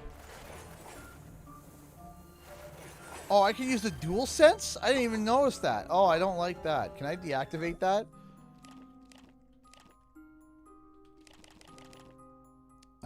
Game settings. I was like, nope, don't like that. Hang on, where is it? Reduced shatter. Enable motion sensor. Off. Thanks. Good. I don't want no motion sensing.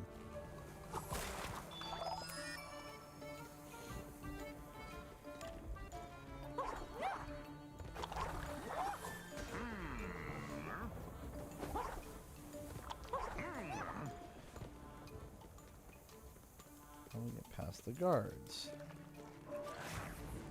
Well, let me go to the very uppity-duppity top of this, and I'm sure that we'll get an answer.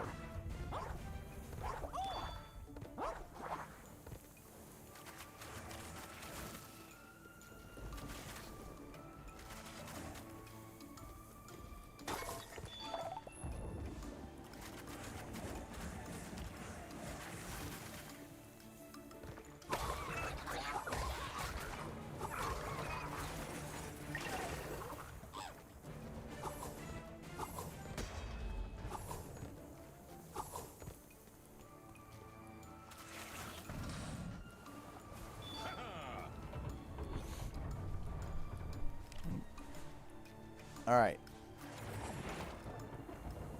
Put that back.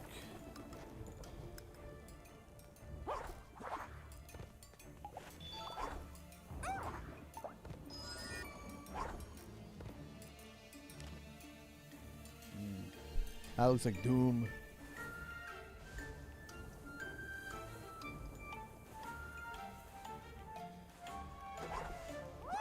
There we go.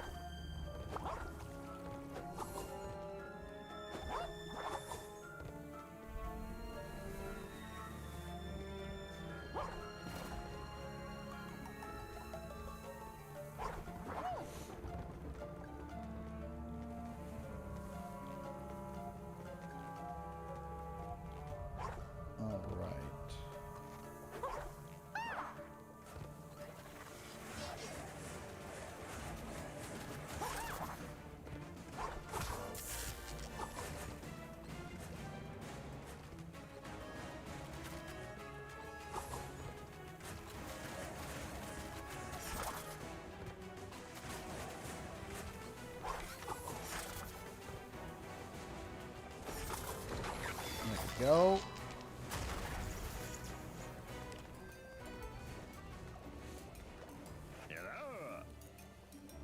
So you want to deal with this thing that be far cry from easy. All we need is to raise his boat to go confront Hook. You're calm. Can I stop this in general? Can I just like stop the pirates being made?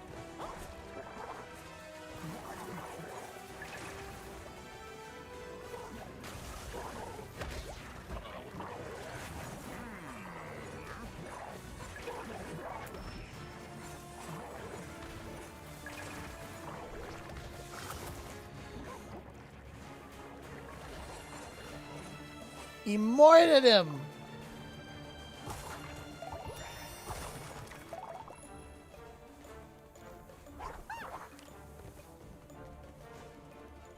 He was moited, I tell you, moited.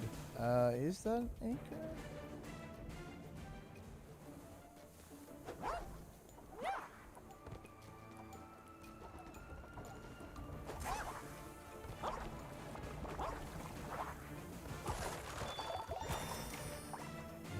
Things. There we go.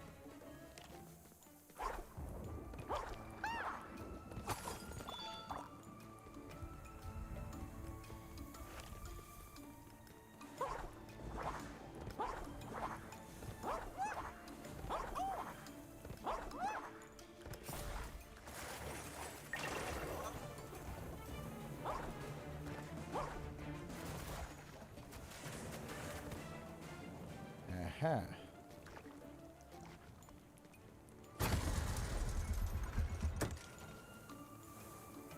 Puzzle, Shane. Puzzles, Shane.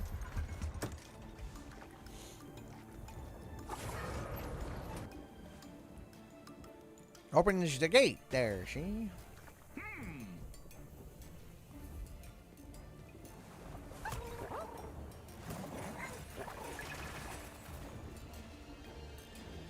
joins the House of Mouse.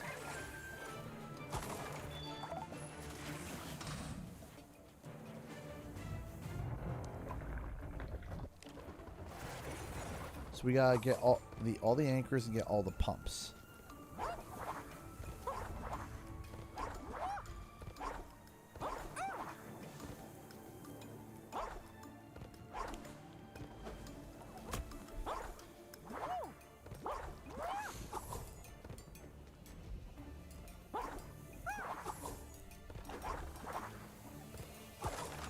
Go.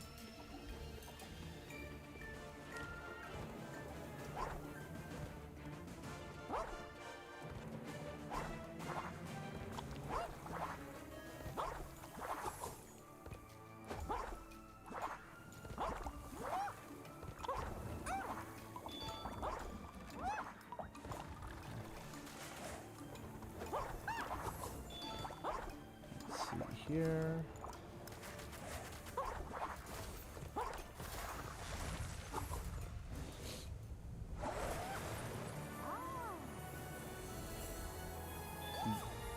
Gold pin. Got it. Also, I've been feeling, which I'm probably going to be taking some medication on stream. Well, not on stream, but during the stream. I can feel I'm getting a post-nasal drip, and I can feel like a burning in my throat, so I got a feeling I'm going to be getting sick soon. And I don't got time to be sick. I don't got time. I had the stomach flu like 3 weeks ago now, or was it a month? And now my body's like, oh, it's time for you to get a cold now. I'm like, nope. Nope, not doing it. Nope. Don't care. Like, nope. Not doing it.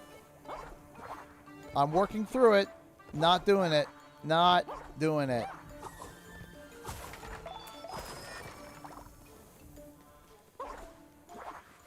I got too much on my plate. I got too much things I need to do. I ain't doing it.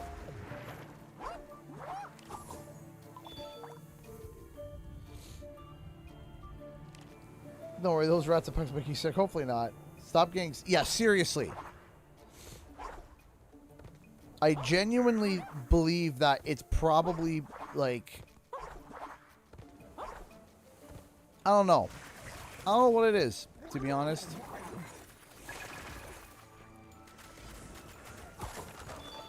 But I am... Is it really just like the kids at school that are just, you know, is it just the kids at school that are that sick? Maybe. Is it stress? Maybe. Is it all of it combined? Mayhaps.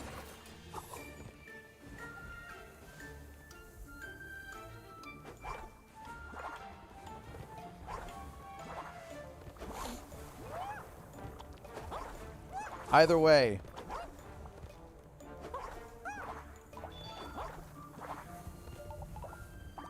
I will brute force my way through it. I am not stopping.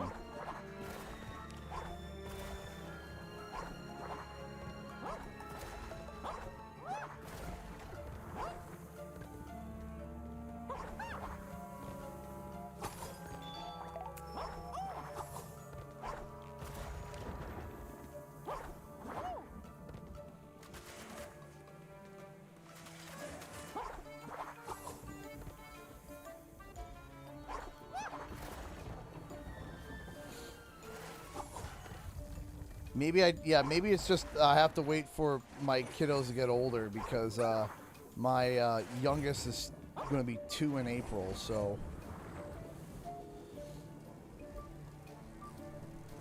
it might be. It's just like, hey, just something I gotta deal with until all the kids are a little bit older.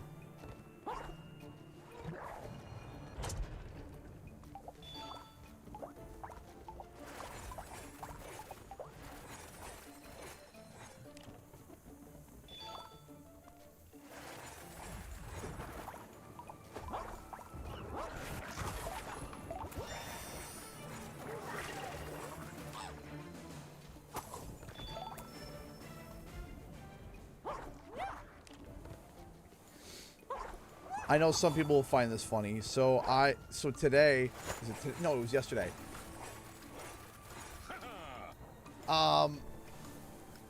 One more to paint, and this machine will restore. What? That's it. One more. I thought this was the last one.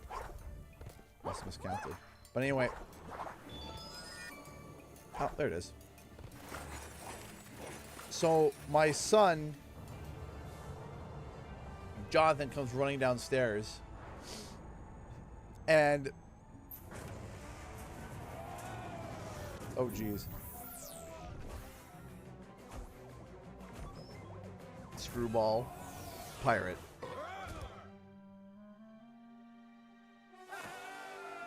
Yay.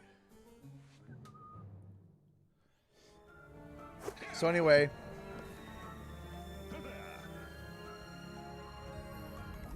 so Jonathan is been watching David play Super Smash Brothers, and Jonathan comes running downstairs. He's got a sword. He goes, "I'm Ike!" And my wife goes, "You're Ike?" He goes, "Yeah, from Super Mash Bros." And oh, really?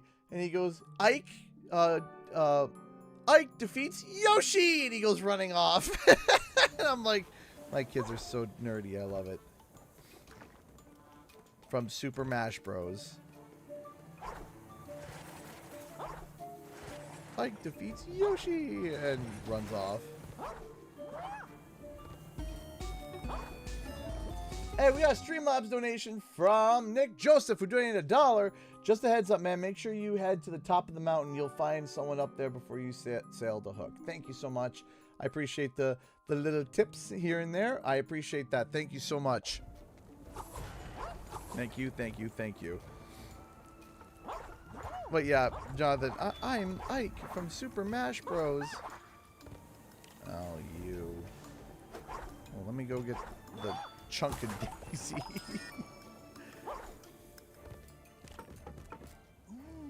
Pete Pan.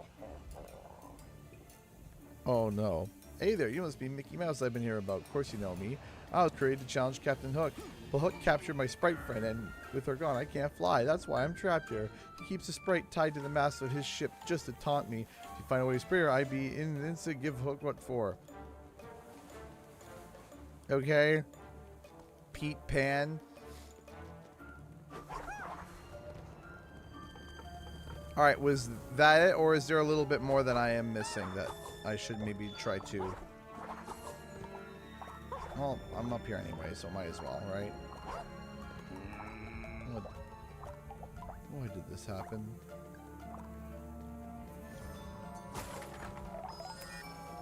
I don't know, maybe you should ask Mickey about what happened. Mickey.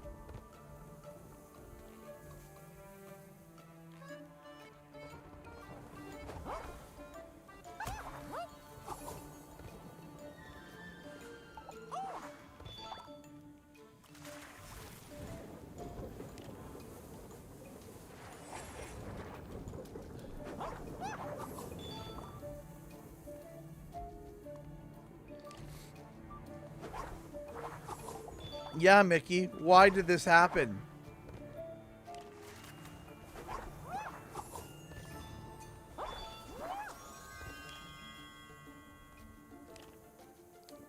Okay, so now I need to get to Smee's ship, which is where again? Hold on.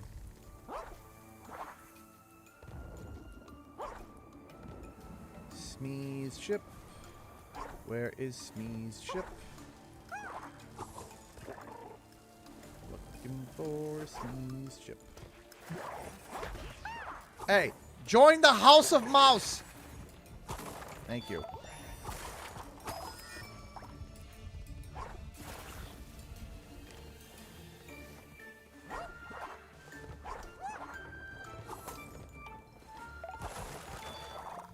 Alright. Woo!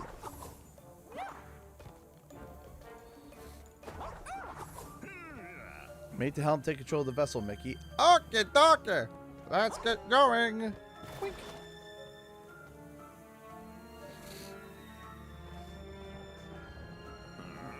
a small world after all. Head for the Jolly Roger. Let's go for the Jolly Roger. And punch Hook right in the hook. I don't know. It was going somewhere. And then crash landed. Jolly good. We got the Jolly Roger without any trouble, Mickey. Think anyone's on board? Obviously. Should probably board the Jolly Roger, Mickey. Yeah, sure, Gus. Look like Hook's not here. I wonder where those stairs lead. Maybe they'll help you reach the sprite. Yeah, is that Tink or is it Pete Pans, which is like, oh, it's not Tinkerbell, it's Binkerbell. I don't know. Ah, what? Oh,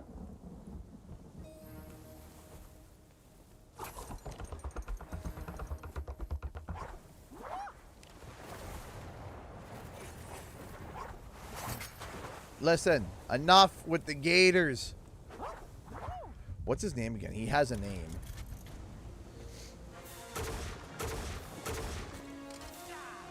You best not be planning on rescuing the sprite, lad. Oh, it's a barrel of monkeys. Where are me manners? Welcome aboard. Finally, a weather appointed the great Captain Hook. Hey, you look like you're kind of set in your ways there, dog. Now remember, best keep your arms and legs inside the ship at all times.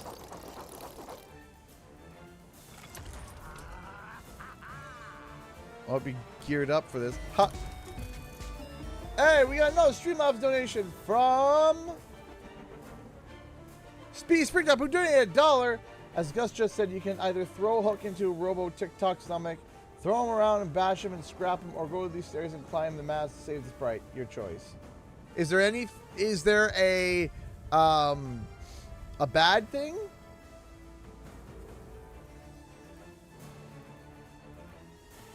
Is there like a wrong option? Yeah, thank you so much for the $1, Speed Spring Trap. Is there a wrong option, or is it like, hey, there's just 3 different ways you can... bad route is to beat him up, good route is to rescue Sprite. Okay. Aw, but throwing him into TikTok would be fun. Where am I? But don't let that crocodile near me. As we know.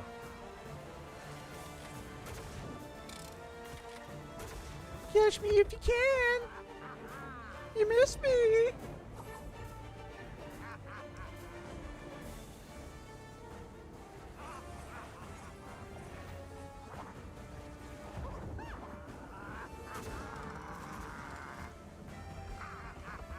Your Crosby sales now. Oh no.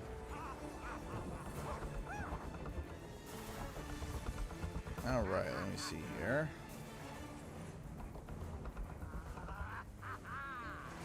Nope, nope, nope.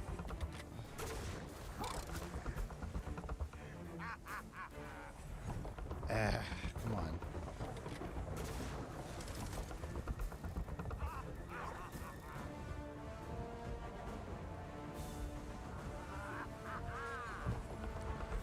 God.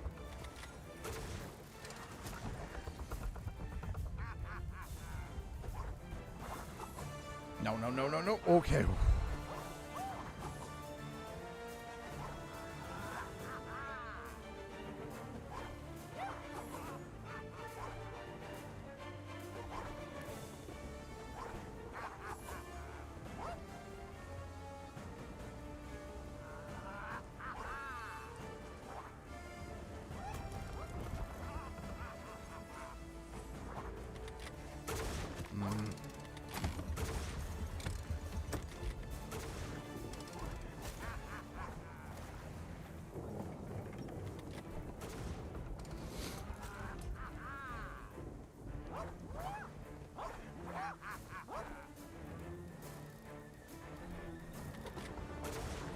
Ah, that's why.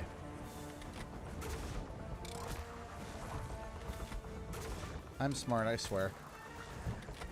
There's a brain in there somewhere.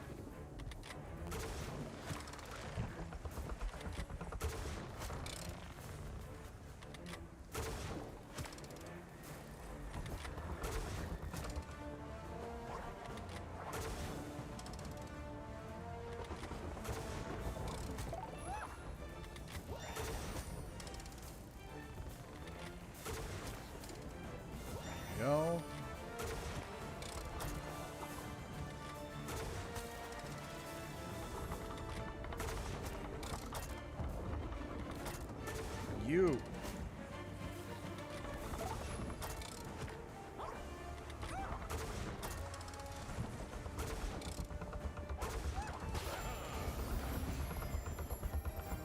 There we go.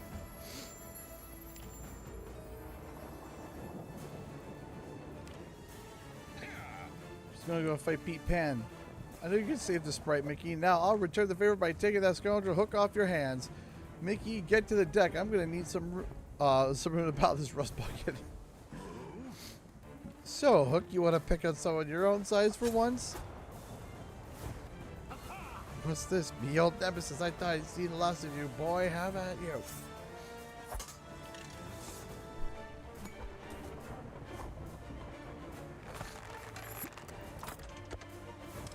While this is going on, I'm going to get my medication ready. Tylenol, cold and nasal drip, which is weird.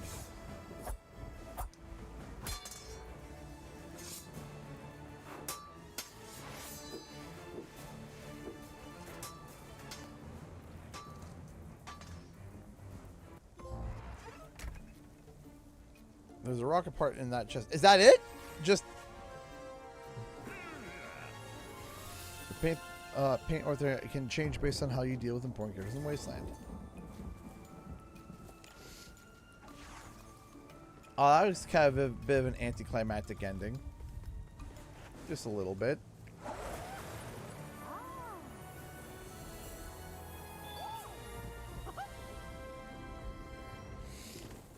Is there a part of Daisy that we're still missing?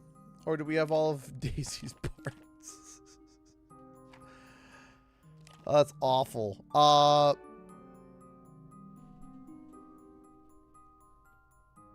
We're missing the chest arm thing.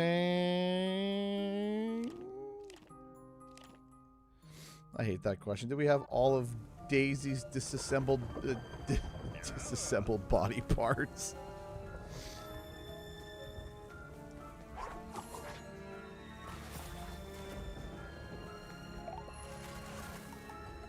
Well, before we leave, we're gonna see if we can check.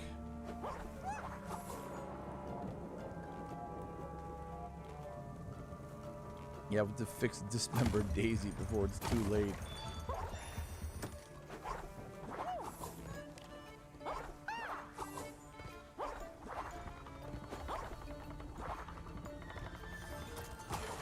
You know, I've heard the saying, he looked like a saying that I heard before.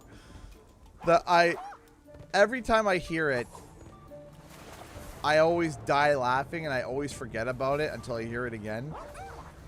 And it was somebody describing someone's wrestling capability, and they called him, he looked like a bucket of discombobulated body parts.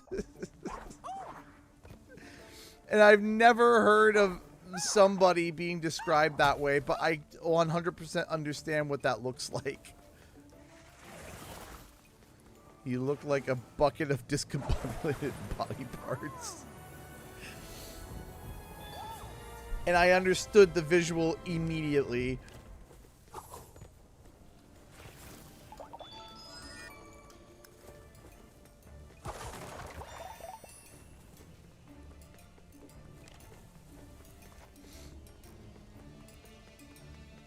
Actually, I'm going to wait before I take my medication because I want it to last through the night so that when I sleep, I'm not getting up and blowing my nose every little bit. Am I missing a portion of Daisy's body?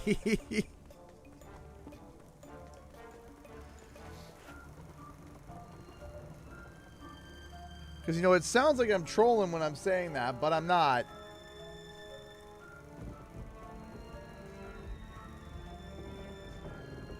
I can look at it later, Speedy, if you want.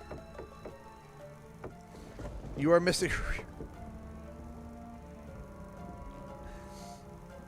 So, quoting Speedy Springtrap so that I don't get taken out of context and canceled, where is Daisy's dismembered rear end?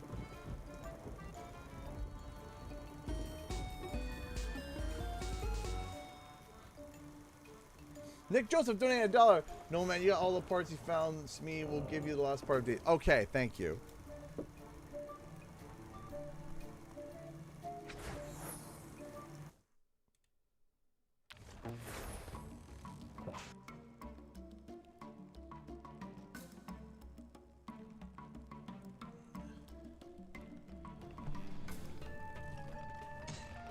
One second.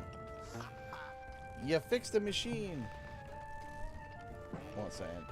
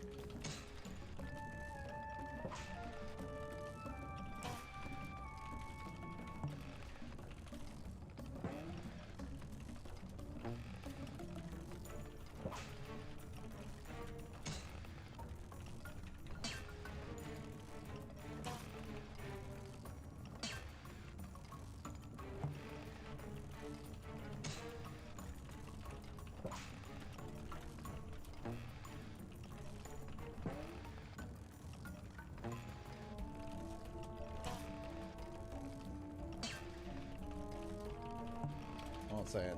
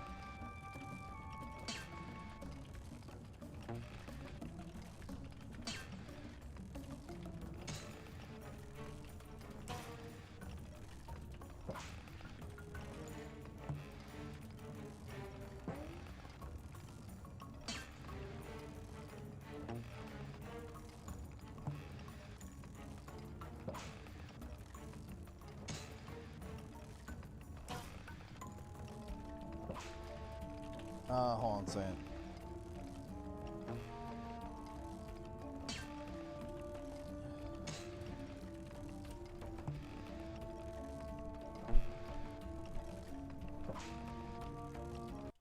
So, here's something that I kind of want to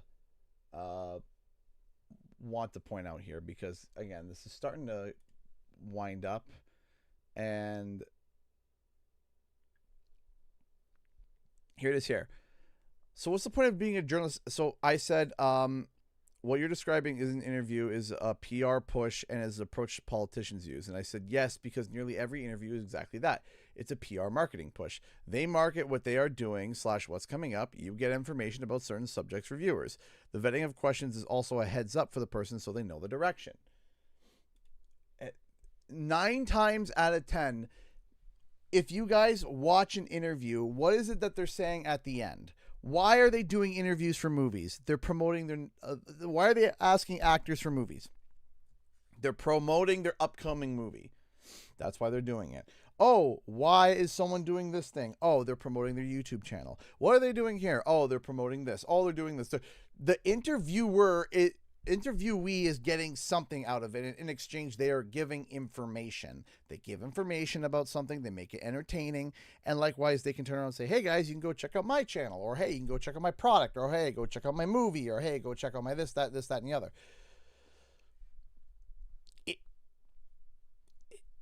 That's what it does, right? That's at the end. that's what a large majority of it gets, is that there is a give and take for both parties. And then someone saying, so what's the point of being a journalist if you can't ask probing questions? You can ask probing questions. Nothing that I said in my statement was that you can't ask probing questions. The automatic thought is, oh, if the questions are vetted, ergo that equals you can't ask strongly worded questions. Absolutely not. That is absolutely not true. Because if any of you guys remember, I don't know if you guys remember this. Do you guys remember the interview I had with Lou Studdert for Crash 4? Where I was asking him some brutal questions. They were brutal. They were like, hey, a lot of people didn't like this aspect of the game. Would you say it was a mistake? And why? I flat out asked Lou about the inverted mode and quoted things that people were saying to him about, hey, they thought this was hard. Hey, people felt this was bad. People disliked this. What are your thoughts about it?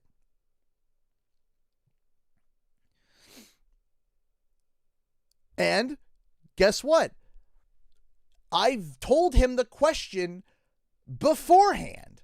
I told him all those questions. He knew he was going to get asked those questions so he could mentally prepare for it. They looked at it and they were like, yeah, this is fine. 9 times out of 10, they want to know where you're going with it. Where are they going with it? What's the direction of the interview and why are you doing it? Right? If you're sitting there and all of a sudden you pull something controversial out, like the political climate or an opinion on something going on in the world that has nothing to do with video games, they might not want to answer that. They might not, right? It might make them uncomfortable. It might be like, hey, we're kind of talking about video games. Why are we going this direction, right? They want to know where are we going with this, right? Where are you going?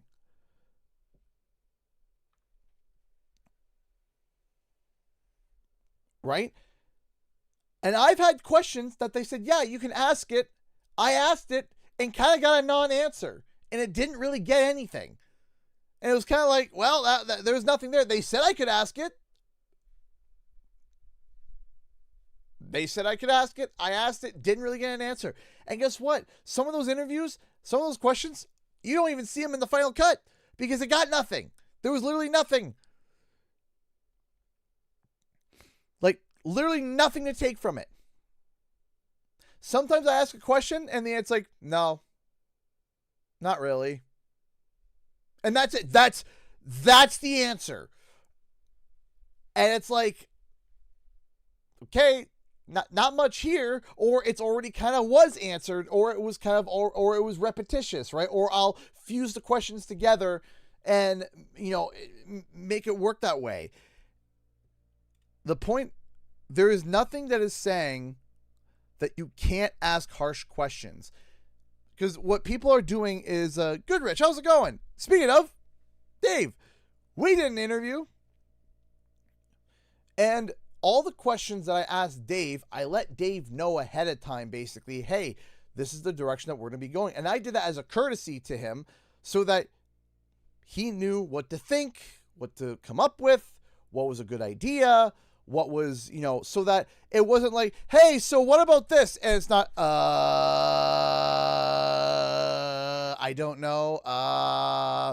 Let me think about it. And then they get on the spot and the interviewer gets nervous. No, it's a courtesy as well. I do it as a courtesy to others so that they know what's going on so that they can be comfortable. You did. It was great. There we go. You knew what was coming. There was no, by the way, Dave, curveball. No, it was none of that. It was comfortable. You knew what was coming. You knew what was going to happen. You had time to think about it. It made you more prepared, made the video more interesting, better for all parties. So now when people are like, oh, why aren't you allowed to ask hard questions when you send people the questions beforehand? It's to get a better interview. It's to make the subject feel comfortable. It's to make the person be able to know that, hey, I know where this is going to go. I don't need to steel myself or guard myself for something that is so out of context that I have no idea how to answer it, and then it's left everyone feeling awkward. Like I said, and I can say this, I've been doing interviews on this channel for about 10 years. About 10 years. Been doing it for about 10 years. And I can count on one hand how many questions I've been told no to. I can count on one hand. One. I can count on one hand how many questions. And in fact, it was this many and then retrofitted to this many. Because guess what? I can actually tell you, I can flat out tell you one of the things that happened now. Now, it's been years. I'll tell you one of the interviews that happened where initially it was I can't answer that, or I won't answer that, and then it was retrofitted. Ready? Here we go. And it was actually, funny enough, something that was big. Y'all ready? It was my interview with Thomas Wilson, my very first one, in the hotel right after playing CTR. I asked him, is Crunch going to be in CTR? And he said, initially, in the video, I have the recording. Do I still have the recording? It might be somewhere. I don't know if I have the original recording. But originally he said, at this time, we have the original cast. Stay tuned for more details. That was his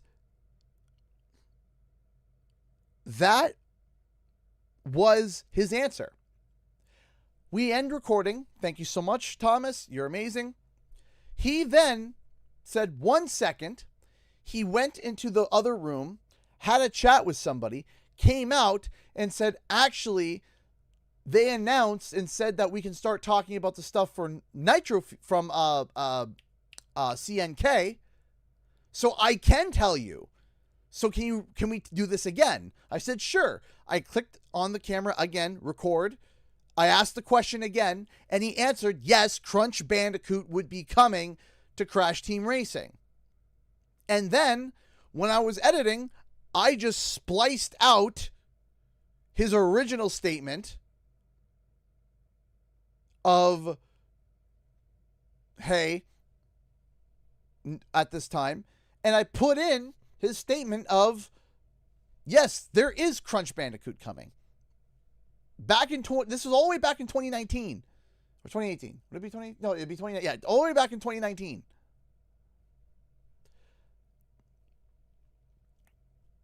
So out of the 5 questions I originally was told no to, out of the history of my channel, went down to 4 partway through. So 4 questions in the history of my channel that I asked that I was given a no, you can't talk about that, or let's avoid that.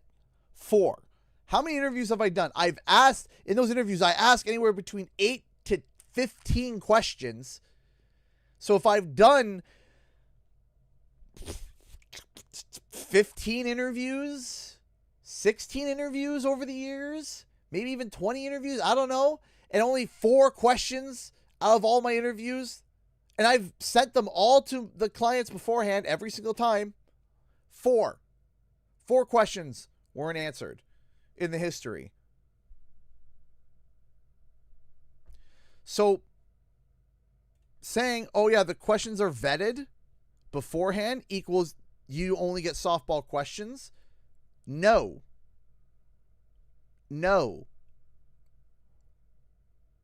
That doesn't equal that. It doesn't equal that.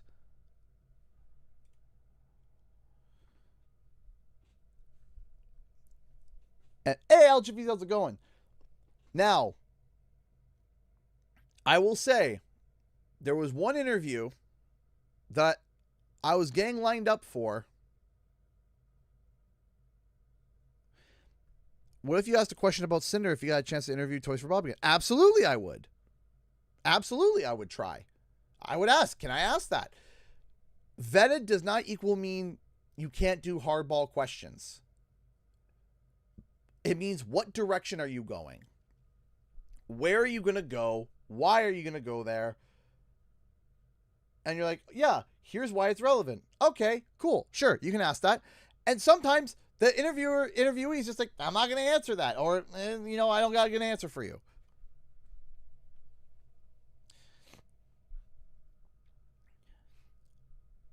So that's where, like, some people are trying to, like, throw me over the coals. But that's how I do my interviews. That's how I do my interviews. And I had gotten the worst backwards compliment, not when I dropped the interview with me and Dave. Someone said, I absolutely hate all of your speculation videos, but you nail it with the interview videos. So I had a hater admit that they like my interviews.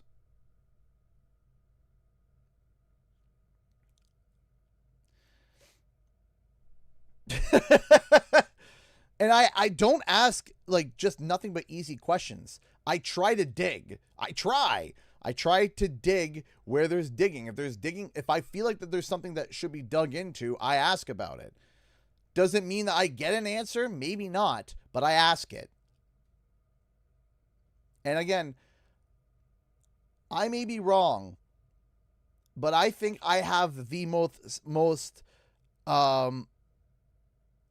scathing interview for Crash Bandicoot 4, especially post-launch, directly with a dev that I'm aware of on YouTube. Lou took it like a champ.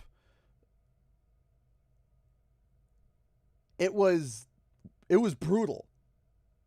And all those questions were vetted.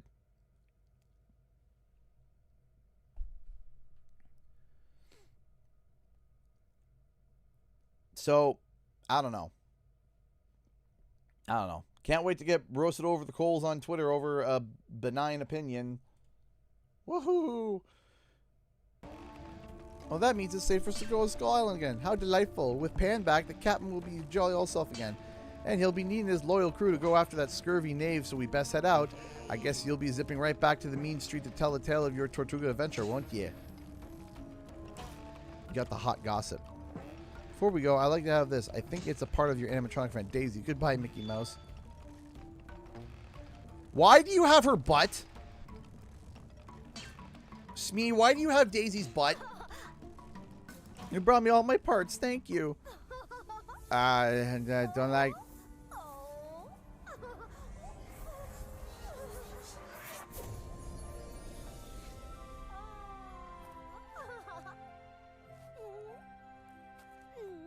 A lady does like to look her best. Thank you, Mickey. Oh, goody goody. Goody goody gumdrops. Get me out of here. Ah, here comes the sneeze.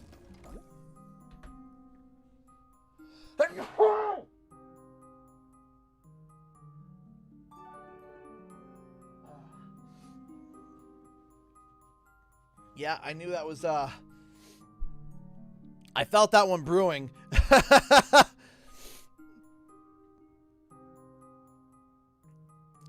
Why do you have Daisy's butt? Yeah,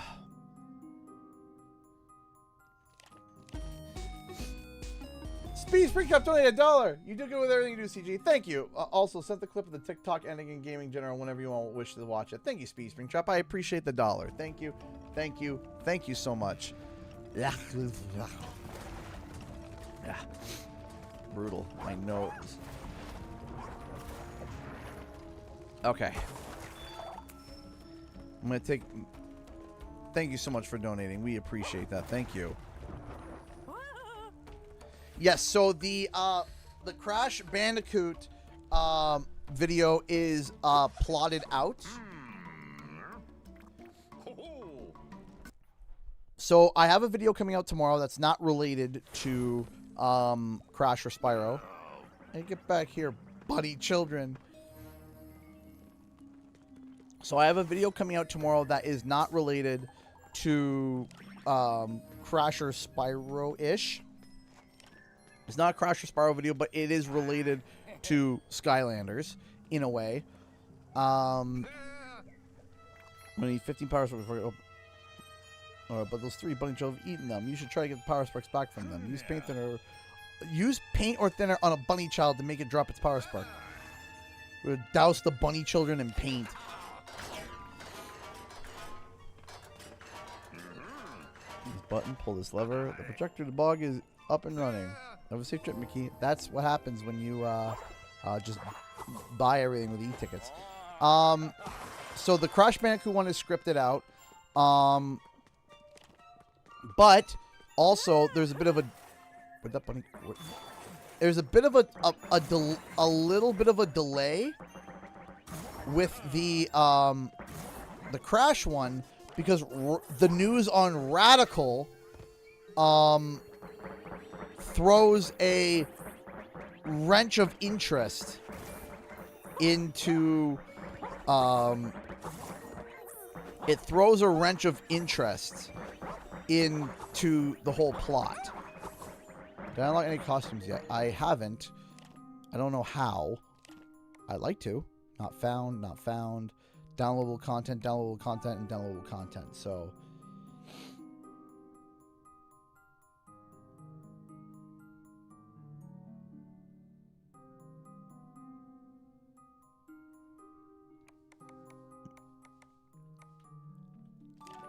is there a way that I can buy them?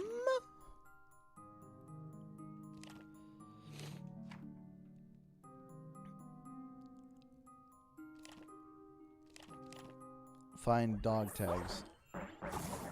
Any information on the Iron Galaxy? There was an Iron Galaxy meeting today?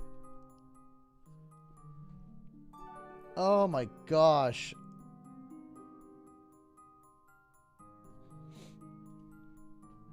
There was a meeting today? Hold on. Let me go and take a look.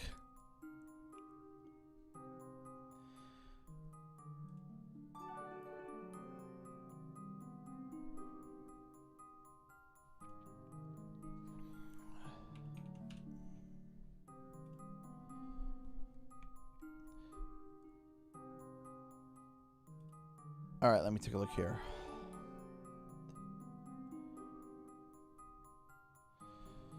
Today is our February company meeting. It's time to catch up with the company's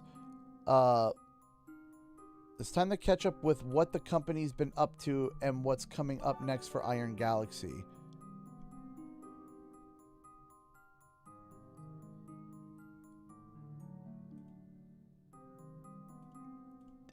Is that the only thing?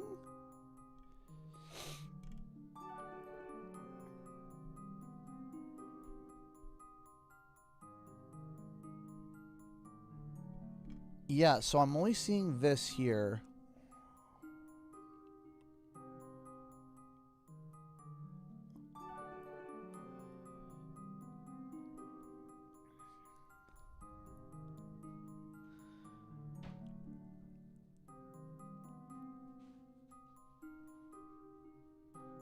Well, hunt me down for my crash landed and CTR knowledge. Hey, why not? Right? Hey, listen, they're located in Canada. I'll put a good word in for you, Dave. I'll make sure that you know.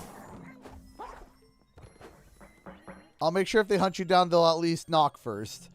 I have another keeper, Mickey. This one's in Adventureland. Search around the tiki shop, and masks have been reported stolen from there. Can you head over there and investigate? I much appreciate it. Sure. Yes, yeah, it's an unsolved mystery. Hey, we got another donation from Nick Joseph for donating $1. Collecting film reels will help you unlock the costumes. Talk to the usher at the cinema. He'll give you rewards if you have enough film reels. Well, I will have to go and talk to the usher then. That's how hit a hatchet in the house is evidence I need. If you can locate, we can find what's huge. You can reach Lonesome Manor by going through Bog Easy. There's a projector screen at the end. Okay, I have... You okay? You're reading The Missing Pirate? Wonderful. I'll tell him as soon as I can. Rumor travels so I bet he knows. Well, in another case, I'll have more... Here's a power stroke for the trouble. Stop by.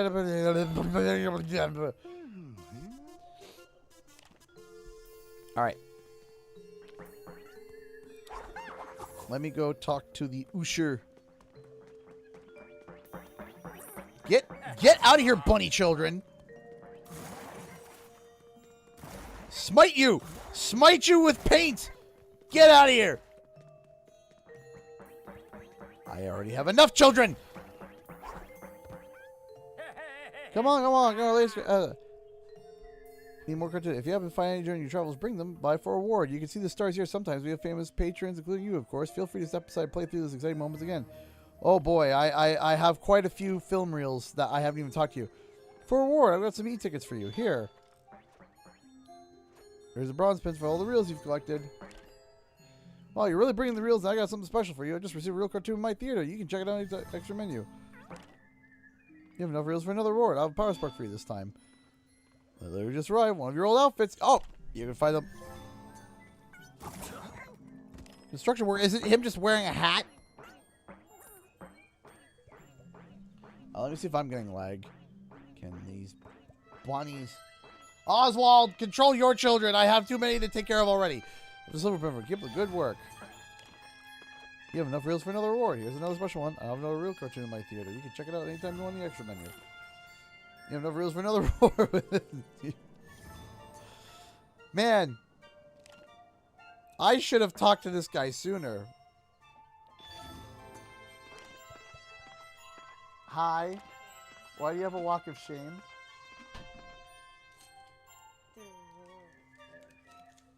What? Why do you have?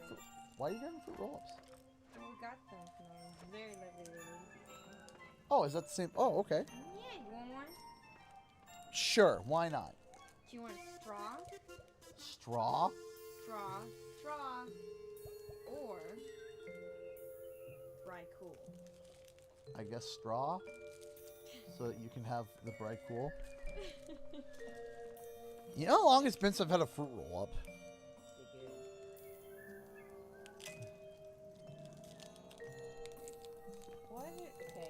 Yeah, hold on. Special for you. I have a hat! This is a Johnson little hat. It is.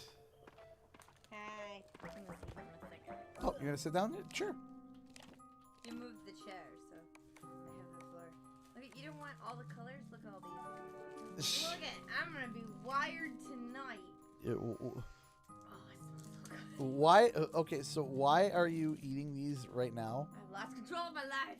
That's fair. I'm so tired, and you need to print the crowns because I cut out the second one and cried. I told you.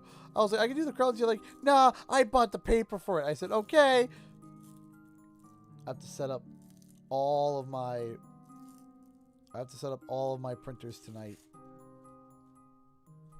Yep. Do you think there's little pieces of microplastics on this? Oh, absolutely. Why are you asking that question? Why are you eating a fruit roll-up and asking about microplastics? Like, are you kidding me? This thing is one molecule away from being edible plastic, okay? It probably is edible plastic. Here's the consistency.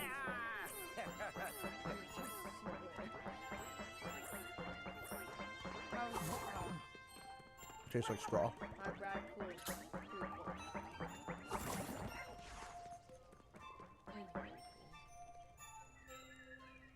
Bog easy. Bog easy. But we have to run through the film strip first.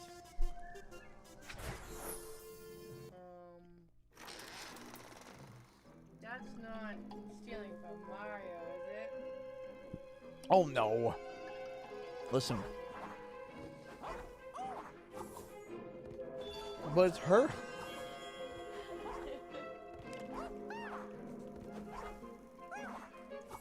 You're asking, does this have microplastics in it? Probably. What? It's contained sulfites. Are you really looking at the ingredients list of a fruit roll-up? No, that's all it says. Contains sulfites. That's all that's on there. Mmm. Unroll. Okay, unroll. Circulate back to plastic bag. trying to say, don't eat the plastic, you idiot. But guys, I had to say it. It's like why Kinder Surprises are illegal in America, but they're perfectly legal in Canada. Because some moron was like, hey.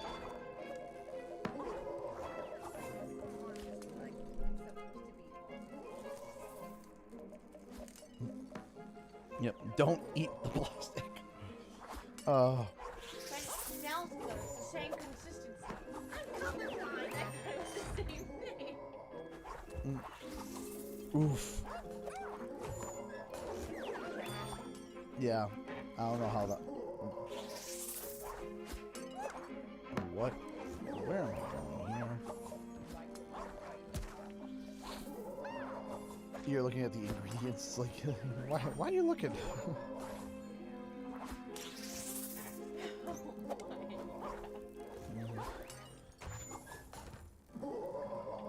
I'm just getting random things thrown at me.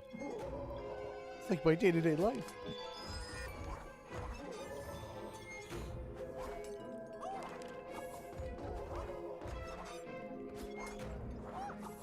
He's got a good arm too.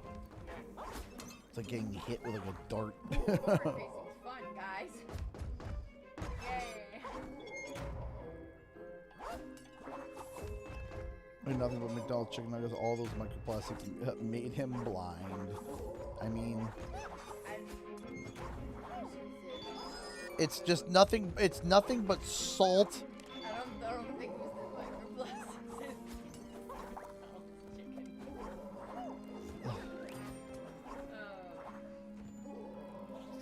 You know, I grew up in Central Ohio. Almost everyone on our street could name all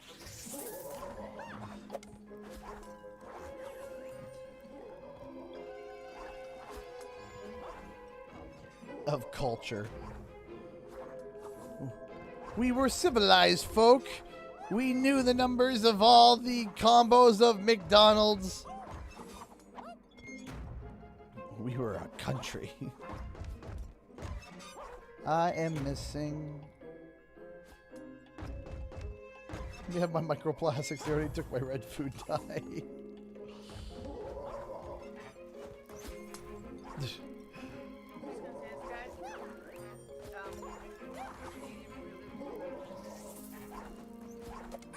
Let's not start this right now. It has to do with the fact that it doesn't mean enough. Let's not start the whole Canada versus America. You're starting it. You're starting fighting words. Take my opinion. I can state it. I'm American. Listen, okay? We already had enough arguing with the Olympics. I don't know. Was it the thing where everyone's making a joke about the finger going? Whoop? Yes. Oh. That and a whole bunch of other things. It's just like, can we just not? Can we just, like, not? Because I'm tired. Why are we fighting? I don't want to fight. Gilbert. Oh, hey there. Looks like we got a live one. Come on, guys. What? You call that Olaf? I don't know. The nose looks like a carrot and it's got the weird oblong head. I don't know. I've been awake for too long. Daniel's on. That means I'm not sleeping. I had the zoomies. And you're eating fruit roll-ups when you have zoomies. Clearly. Adult supervision.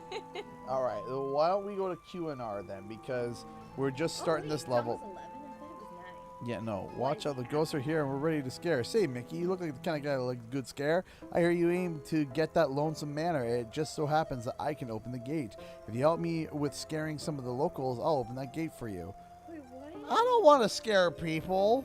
Are you going to go scat them with your little paintbrush? It's not a knife. It's a paintbrush. How many times do I have to tell you? Too many times. Too many times. I believe it. All right. We're gonna set. I need to set up. Sunken steamer? It's sunken steamer. I thought it said stunken steamer. And I was like, what? Ah! Dunkin' My butt. Donuts. Yeah. Oh. All right, let me I'm set not up. making this easy. I need to lean on you. There There you you go. go. There you go. Lean on me when you're not strong. I'll take my medication after the stream. Oh, does it feel like you're ill?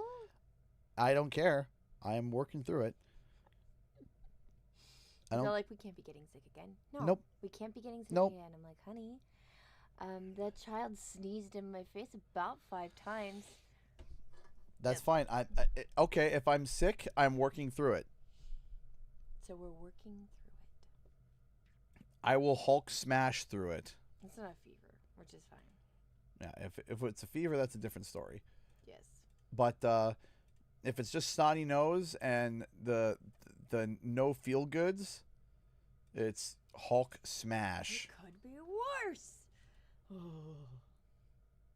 The beginning of February. So if you guys got, Talk about it. we don't talk about. How would you fold a pizza box?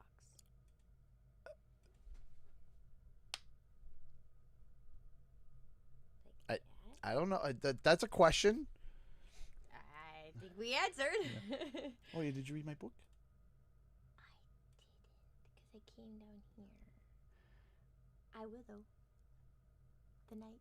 You said, "Oh, you don't have to read Yeah, it it's fine. tonight." But you You don't have to read it tonight. yeah, but you are all. But you're like, oh, I want to read it. I want to read it. So okay, here it is. You're like, I'm not gonna read it. I'm like, okay. I didn't say that. Huh? I did not say that. What? Look at me. What? Are you saying you don't want to read it? No, I'm not saying that at all. Uh-huh. I'm saying my brain has the zoomies.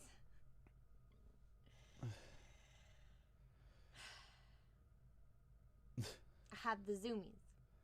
I can't read. That's why I'm listening to the audiobook. And they're walking through Shadesmar. Zoomies. Let me see here. If you do ask about Cinder, I am hoping there gets to be a wink, wink, nudge, nudge moment that gets at least a cheat code skin or unlockable skin for Cinder. We can mod her, but console can't. Okay. Would you rather have unlimited battery life on all your devices or have free Wi-Fi wherever you go?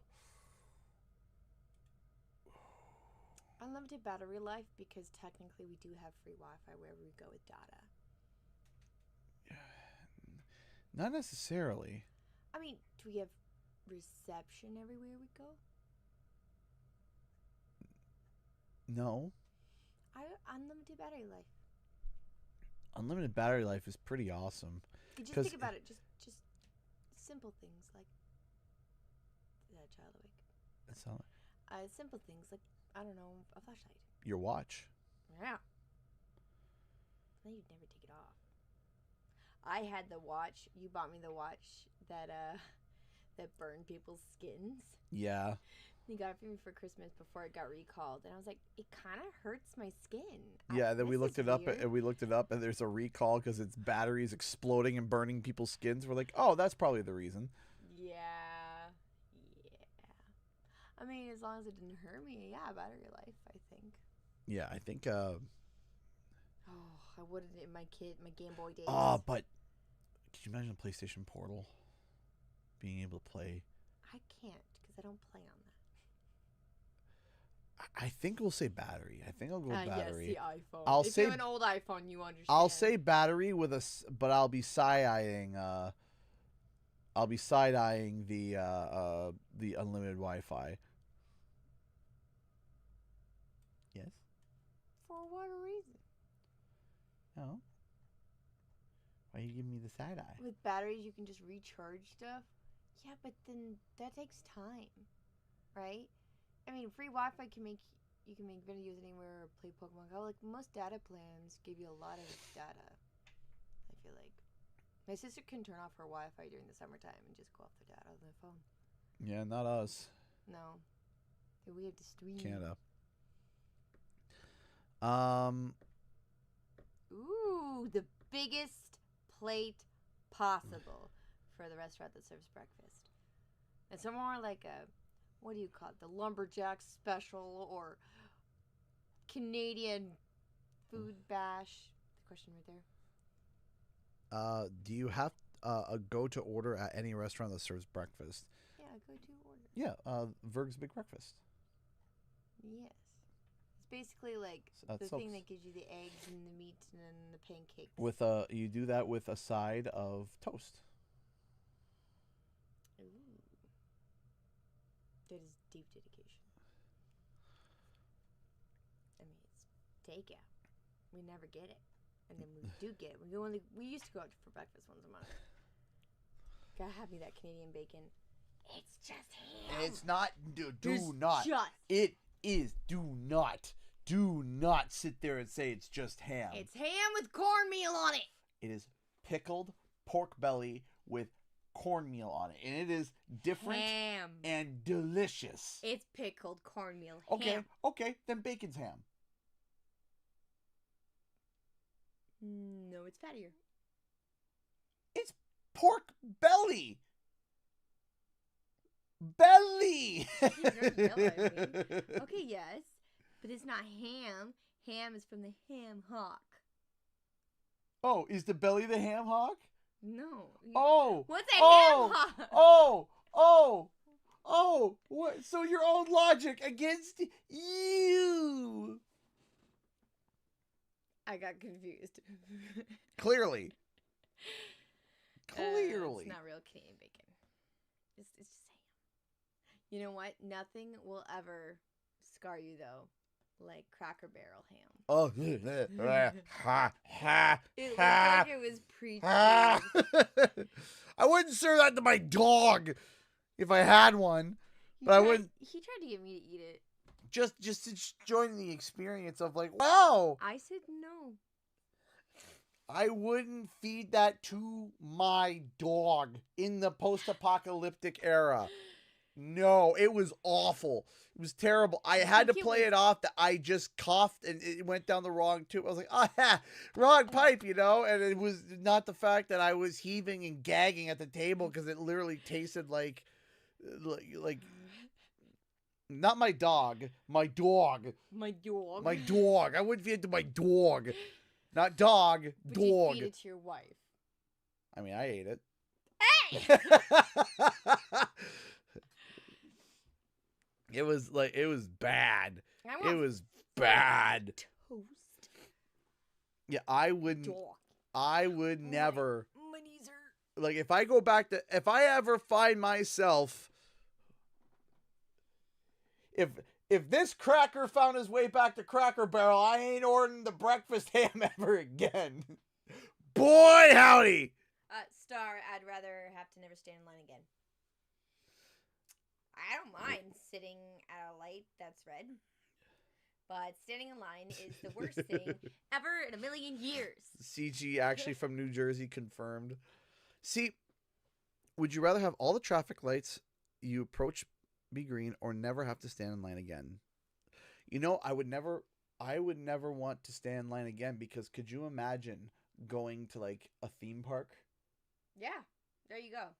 Instead of an hour line, just go. You just go. Mm-hmm. You just go. Yeah. Because here's the thing, red lights, that's when you look over at people, you smile, you can change the channel on the radio station or click something. Not on your phone. Don't do that. Me audibly mimicking his Canadian dog pronunciation. My dog. I want to feed to my dog. If you were to put together a perfect dessert, what would it be and why? That's to everyone. But for me, it varies day by day. Right now, it's warm chocolate chip cookies, freshly baked out of the oven with milk. I feel like for me, cookies is really good. It's just like peanut butter cookies. Yeah, like I should make peanut butter cookies. I would love if you made peanut butter cookies. What if I made mini peanut butter cookies for the party? Listen, okay. Just ate them. Listen, mini or full size. It's just the difference of the amount I eat. It's either going to be 3 regular ones or 10 mini ones. Either way you put it. Yeah, we need traffic lights. Ooh, by the way, though, cool news. I passed by a... I swear if you say like I passed by a squirrel or something. No. Speaking of traffic lights, a firefighter blew past me after, so I pulled off. It blew past. All the lights on my way home were green. You're like, I'm behind the emergency. oh no, someone's in trouble. It's cookies. Yeah, no, I like cookies are. I mean, like cookies is always at either like yeah, I'll have a cookie, and I love cookies, right? I mean, who doesn't like cookies? I just think the people who don't like cookies haven't had their cookie. Like, it's if you don't like cookies, you don't like dessert. because okay. Hey, chat, how many people are here? Like, okay, here's the thing. Because this is a good thing. Who doesn't like cookies? No, If what? you do, get out. Yeah, what's my go-to cookie? I love peanut butter cookies. Whenever I see a peanut butter cookie, I'm grabbing a peanut butter cookie. Snickerdoodle. Yeah, that's another good one. Which, guys, worst things worse. Cookie allergy. That's just a wheat allergy. I have the raw. Yeah, raw. Problem. Okay, raw dough. No, but everyone's underbaking their cookies right now. Yeah, it's kind of a trend to underbake your cookies. But I can't. I can't eat it. There's a cookie for everybody. You see, you don't have to just like Oreos. There's so many kinds of cookies. I feel like I don't like cookies. The thin Oreos. All right, I'm going to answer this question because it's kind of relevant to the channel, and then we're going to wrap it up.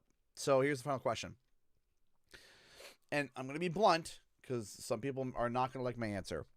Do you think Cinder is just as popular as Spyro? And do you think Toys for Bob know just how popular she is? There is not a single chance. There isn't a snowball's chance on Mars or on the sun that Cinder is even remotely close to being as popular as Spyro. There just isn't. I didn't know she existed. And the thing is that that's not to say that she's a bad character. That's not to say that she is not known. That's not to say that any of that. This is not a knock towards her character. It's like comparing Mario to Bubsy, okay?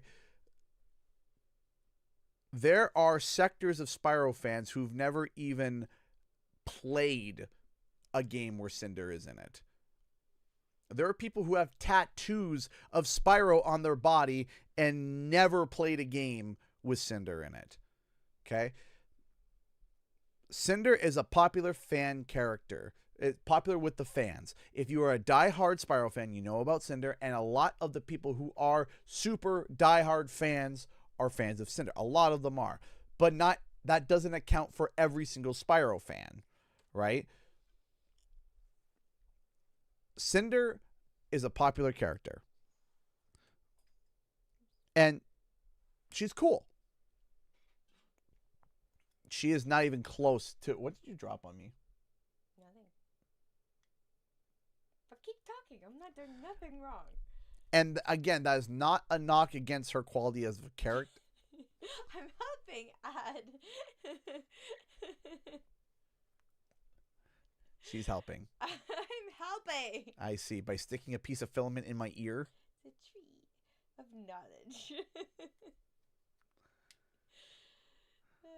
I think we need to go to bed. I think I do.